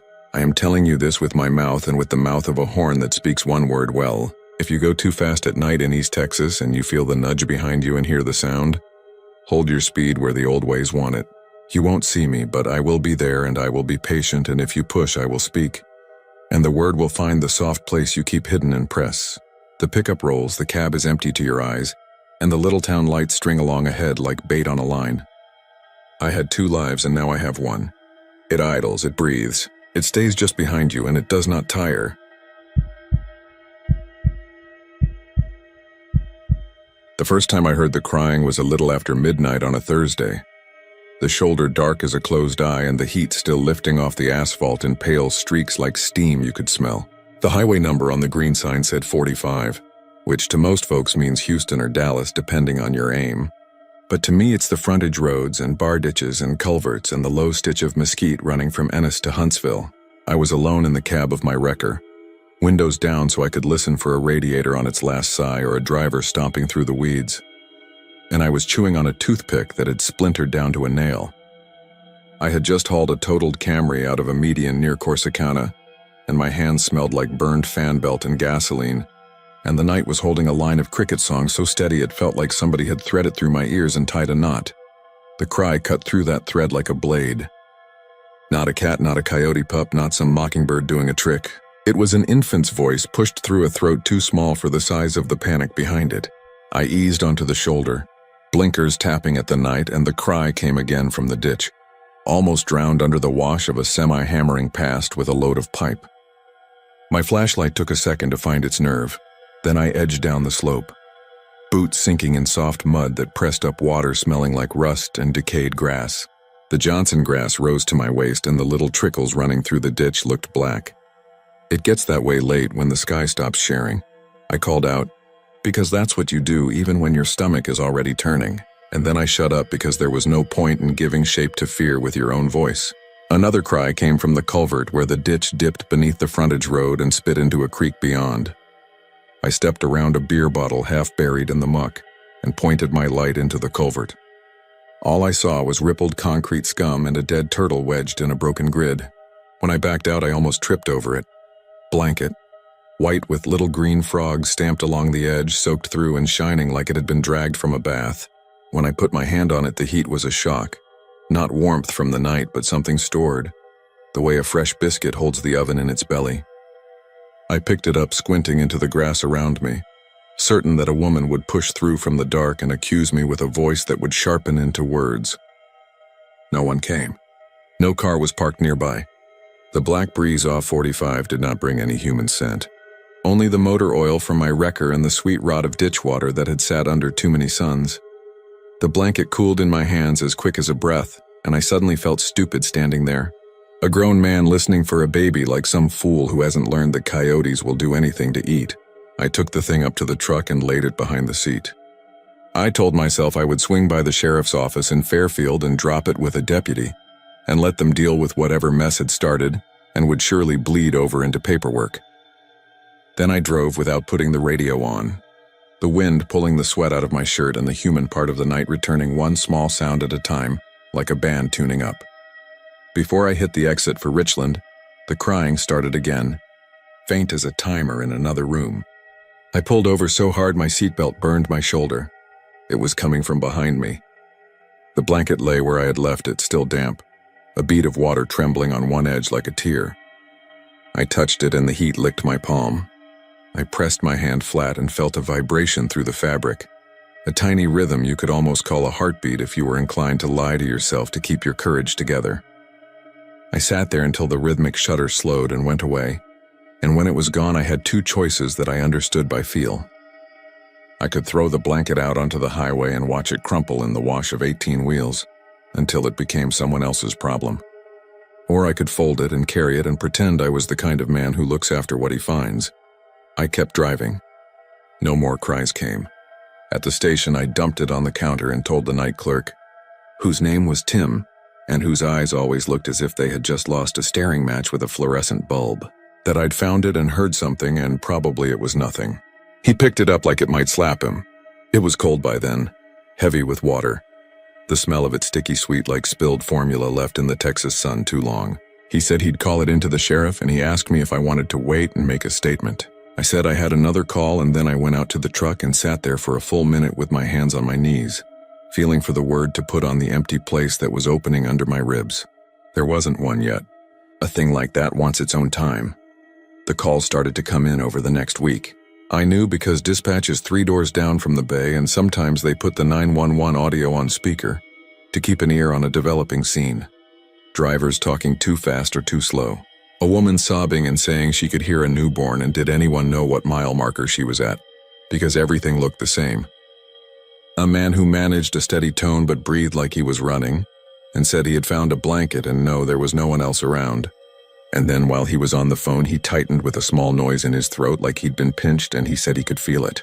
He kept saying that, which made no useful sense. I can feel it. I can feel it. Then the line cut and no one could reach him again. DPS found his pickup on the shoulder an hour later. Driver door open, hazard lights dead because the battery had given up. Ranch hand bumper bent from some earlier deer. No man in the ditch, no kid. Just a wet blanket folded too neat to be an accident. Steam lifting off it in the cool of morning like breath. By the time we were into June, the talk had crept beyond the station and was lying across coffee counters. There was a rumor about a state trooper out of Madison County who had pulled over on his way home, heard the same crying, did the same dance in the same ditch, and now was using up his sick days while he sat at his kitchen table, picking a wet spot on the wood down to pulp. Another rumor had it that a nurse driving up from Conroe to take her mother to an appointment in Dallas heard the cry near a rest area and stopped. And 3 hours later, she called her sister and whispered that she was holding a baby who wouldn't show up in a mirror. That last one told you what kind of mood people were in. When a story starts borrowing from every old shiver in a 10-county radius, something is running loose. I tried to put it away. I had too much history with crying you couldn't fix. Years back, my girl at the time had a son, and I had learned the ways of a 2 a.m. feed in a double wide that never quite cooled down, even when the AC did its best. He'd been a healthy boy with a cowlick that made him look like he was being pushed toward a joke beyond his years. He got a fever that didn't break, and then a cough that frightened the dog, and then a doctor who said it was just a virus, and then another doctor who looked at me without blinking until I realized he was doing it on purpose because he couldn't bring himself to blink and break eye contact with the parents of a dying child. We drove back from the hospital with the radio off and the whole road empty like the state had given up and walked away. The house went quiet too and stayed that way even when she moved out a year later and took the silence with her. Every mechanical failure I worked on after that felt like a promise I could keep to something dumb and patient that would be fine if you gave it time and a little part. Crying in the night has a way of tearing at that promise. You can say it's a trick. You can say it's no concern of yours. But you hear it down in the cave where the old jobs live and you are already on your knees before you can get your hand on the switch. I managed not to stop the next 2 times. The third time was down near the exit for Buc-ee's, which throws up a light even at 2 in the morning that feels like a stadium. Beaver grin, all fresh paint and invitation. I could have pulled in and joined the moths and humans going gentle in and out of the bright, but the cry rose from the gully like a quarter falling in a jukebox put in the earth. I braked, I set the hazard lights. I told myself I was stepping down there to prove something cruel and useful. I did not say the other part out loud, which was that I wanted to hold a weight close to my chest again and know that there was a rule to its breathing. The blanket in the ditch that night was not frogs. It was blue with white clouds fraying at the edges. The heat of it reached my hands before my fingers touched the fabric. I didn't bring it to the truck. I stood with it bunched in my fists while the cicadas sang, and a southbound rig laid down a note that kept going long after the rear lights were swallowed by the night. The cry eased as I held it, and something like a pulse rolled through the cloth. The wet was milk sour with a shadow of copper. I knew what that meant because I'd held washcloths to a split lip, and to a skinned shin, and to a chest below a tattoo where a piece of metal had torn through. I kept my mouth closed. Warm things sometimes ask for something back. When the blanket cooled, I slid up the slope and sat on the fender of the wrecker. The world felt clean-lined for a minute, like the edge of a blade you run your thumb along and know you shouldn't. A patrol car coasted by in the opposite lane, the trooper looking at me like he was asking me not to wave. I could have gone home to my one bedroom with sheetrock patched in 2 places, and the slow drip under the kitchen sink I kept meaning to fix. Instead, I took the blanket with me. I didn't decide to do it. It was in the truck, and then it was on the passenger seat, folded in a way that reminded me of hospital corners. It stayed warm all the way to my place on the north side of town. I unlocked the door and carried it in like a loaf of bread that would complain if you jostled it. I put it on the couch and turned on a lamp that gave more shadow than light. The air conditioner kicked on in protest. At 2:15 in the morning, the apartment buildings around mine were boxes without faces. I sat down and listened. Almost at once, a soft sound came from the hall like a wet finger tracing a line on a tabletop. Then a tick, a hollow one from the bathroom where the pipes talk sometimes. Then a breath that was not mine because I was holding my own. Then the cry. It didn't come from the couch. It came from the dark behind the couch, from the level of a low shelf where I keep mail in a basket with jumper cables and a flashlight, and odds and ends that were too important to throw away and not important enough to store right. It came with a smell I had not let myself think about for a decade. Baby shampoo and cornstarch and something else that can live in a diaper pail even when it's been emptied. I stood only because my legs remembered how. The sound grew until it filled the room and then stopped as if a hand had covered a mouth. I walked around the couch. There was nothing on the shelf but a stack of bills and, on top of it, a wet ring where something had been set down. I touched the ring and felt heat that bit me. When I pulled my hand away, the skin of my palm carried an impression that stayed for a full hour. A circle faint like the marks a jar lid leaves before it leaches back into your flesh. I told myself I had been dreaming with my eyes open. Then I noticed the blanket had moved. I had left it folded. It had unfolded and lay spread on the couch like a thing that had taken an even breath and exhaled. The cloth was drying in patches. In one of those patches, I saw the shape of a handprint smaller than a squirrel's foot. I did not sleep. I sat in the chair and watched the light crawl around the room from the lamp to the blinds, watched it urge the blanket from gray towards something like color. At 4:15, I heard tapping at the window above the sink. 3 taps, then a pause, then 2. When I stood up, my legs were stiff and my back had a knot in it that made me want to curse. I walked to the kitchen and pulled up the blind with 2 fingers as if I were peeking into an unlocked diary. On the other side of the glass, someone had pressed a blanket, dark with wet, against the pane. It fell as I looked, slithering down to the cement sill. No one was there. The air outside was still except for the plash of a distant sprinkler and the occasional hiss of tires on the street 2 blocks over. I gathered that second blanket. It was white with a pattern of tiny trucks. Heat soaked my sleeve. I brought it inside and put it with the first. They lay together like 2 animals that had found each other after a storm. For a long time nothing happened, and then the room shifted. If you have ever been on a boat when another boat passes, you know the feeling of the second wave, the one that comes after the obvious one. Your body reads the water's change before your eyes catch the ripple. That movement rolled through the living room. The blankets rose an inch and then settled, and the wet smell went from a room odor to something that sat on my tongue. I swallowed and heard a faint hoodie of sound near my left ear, a breath taken in tight spaces. I turned, no one stood there. My neighbor, who sometimes knocks to ask if she can borrow sugar because it lets her tell me she's lonely, was not at my door. It was just me and 2 damp squares of fabric emitting a heat that had begun to feel like a fever. People will say you should have burned them. Others will say you should have called the police. I have to tell you that there are nights in this state when the decisions of daylight are theater. The sun makes promises it cannot keep for the dark. I sat down again. I thought of the men and women who had pulled over on the shoulder and climbed down into the same kind of ditch. I thought about the man whose truck had been found with the lights winked dead and the blanket steaming in the morning.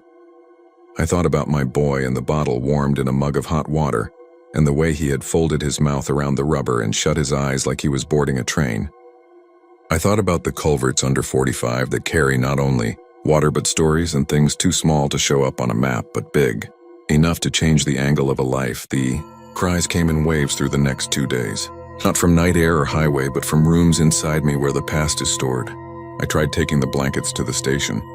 I sat in the parking lot and told myself I would walk them in. They were cold when I picked them up, which made me believe they were done with me, like a fever breaking. Then a sound crawled up the back of my neck like a spider. I put them back and drove away. I took them to the lake, to a spot at Richland Chambers where the fishermen launch before daylight. And I laid them on the dock and watched a heron step near them with that offended dignity herons have.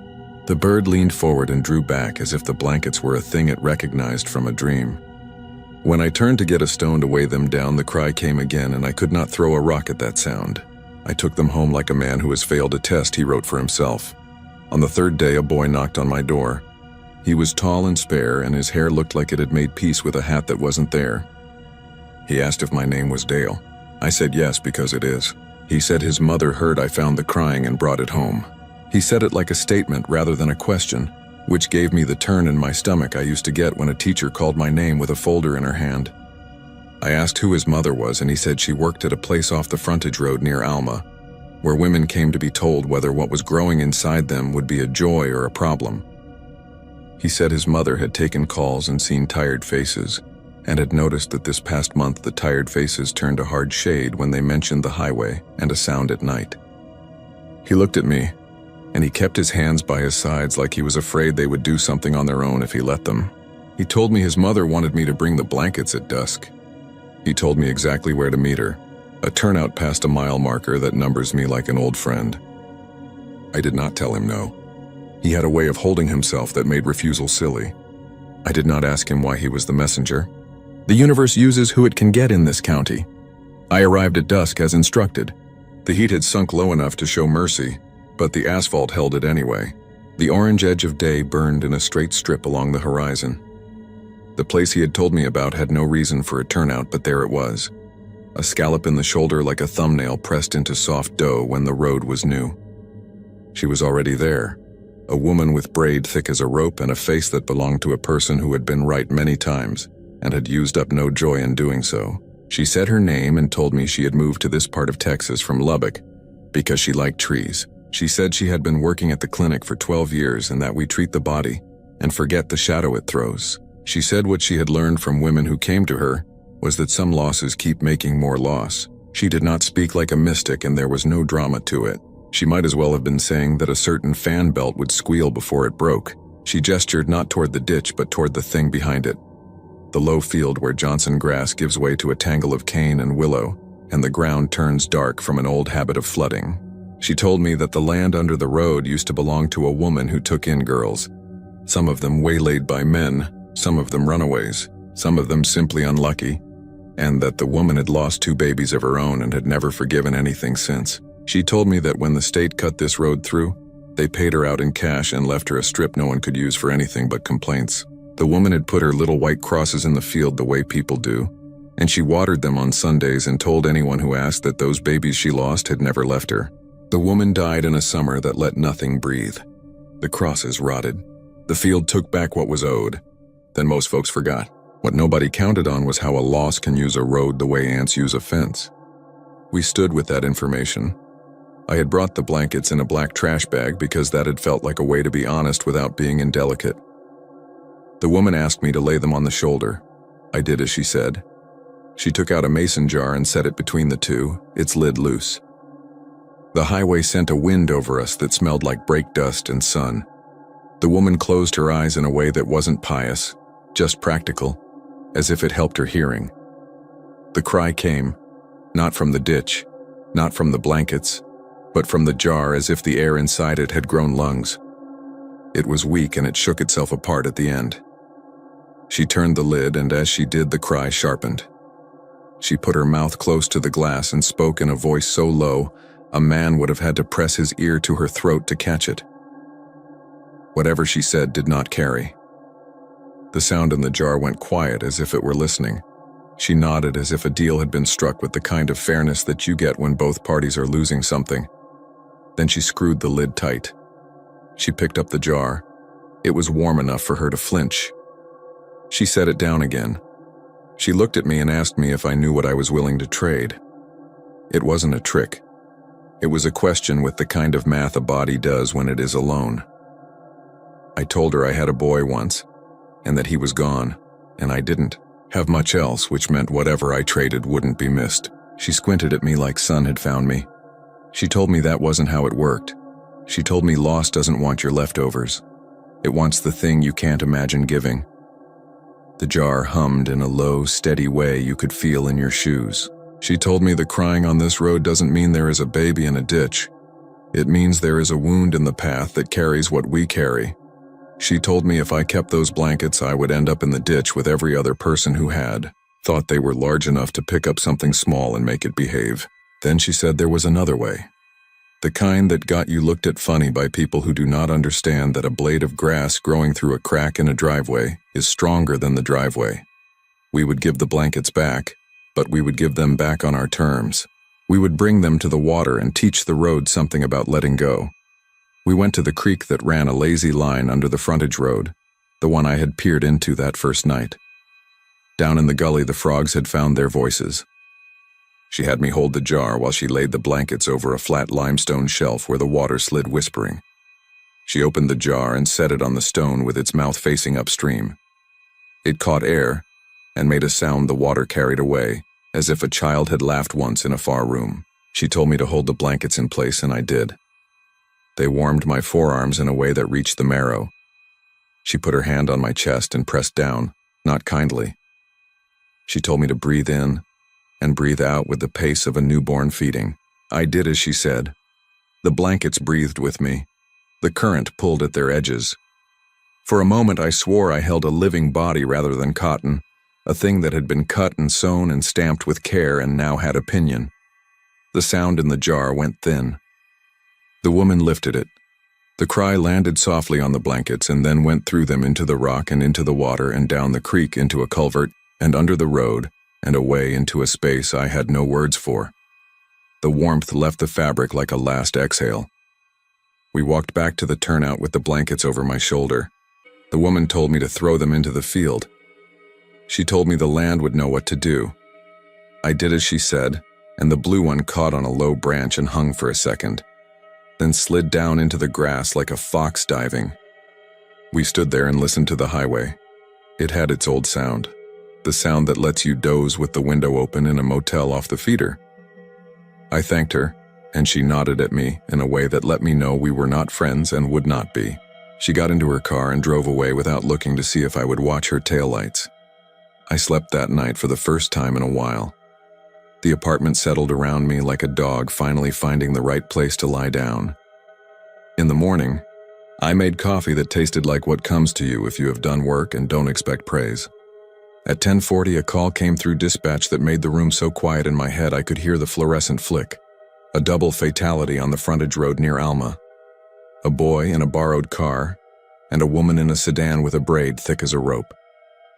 Their vehicles had found each other at the base of the turnout where I had stood the night before. The cars were not twisted in any surprising way.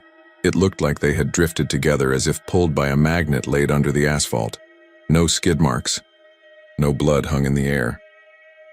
On the ground between them lay a mason jar. The lid was on. The glass had a spider of cracks running from the rim to the base.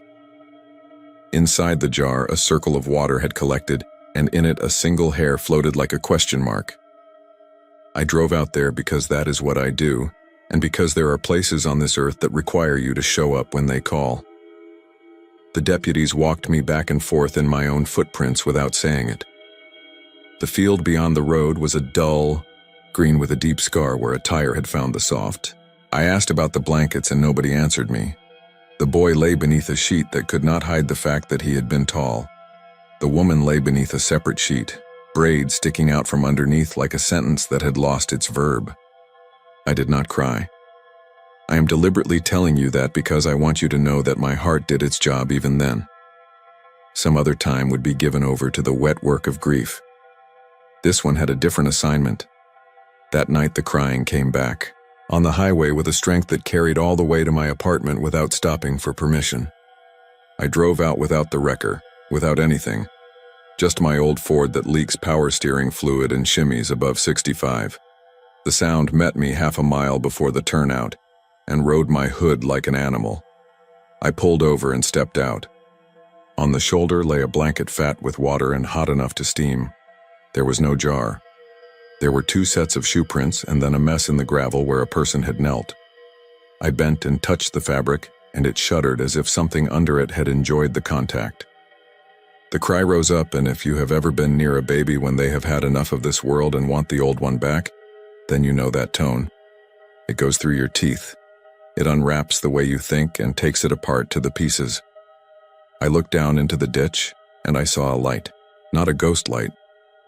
The green glow of a mile marker catching a headlamp in a way that made geometry out of fog. I stood there with the blanket in my hands, and I realized I had been wrong about something when I told her I had nothing to give up. I had my breath. Loss had been patient. It had learned my pace. I climbed down into the ditch. I lay the blanket around my shoulders, and it sucked the heat from me like something thirsty and grateful. The crying was not from under the cloth, and it was not from the culvert. It was from a mouth very near my ear, but when I reached up, my fingers touched only the jaw God gave me. The sound climbed the scale to the place where it becomes a keen. I smelled milk and iron and dirt that had been turned by a child's hand looking for a worm. I stepped into the culvert, and the cool grabbed my ankles, and I went forward, because that is what you do when something without bones but with a mission has put its idea in your blood. I do not know how long I stood under the road. Time wore its working clothes and did not bother with a face. The highway passed over, and the vibration kneaded my spine. The cry worked me until I was hollow in the way a man is hollow when he has given up the thing he could not imagine parting with, and then it poured something in. The thing it poured in felt like a little fist opening and closing without. Tiring. If you have driven 45 at night, in the last months you may have seen a wrecker pulled over or an old Ford with one headlight dimmer than the other. You may have heard crying that you told yourself was wind or bird or engine. You may have stopped and climbed down and found a blanket.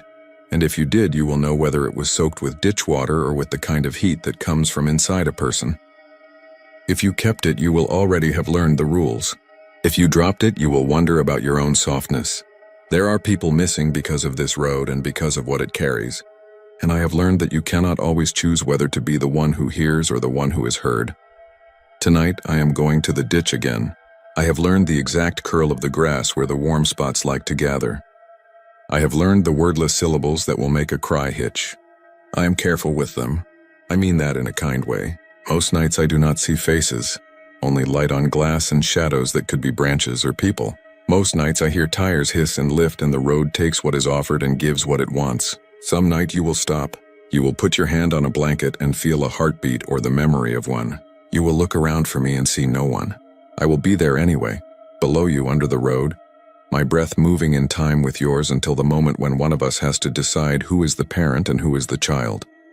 When that moment comes and the night presses its thumb into you, remember that on Highway 45 what cries is not always a baby, and what warms a blanket is not always a body.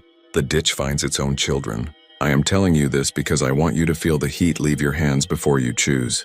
I am telling you this because I know what the blanket will feel like across your forearms. And I know what you will give to keep from hearing that sound a second time.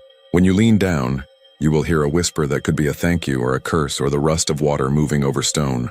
That will be me, teaching the road about letting go and taking in the same breath, which is all any of us ever do out here between towns where the night acts like it owns the deed.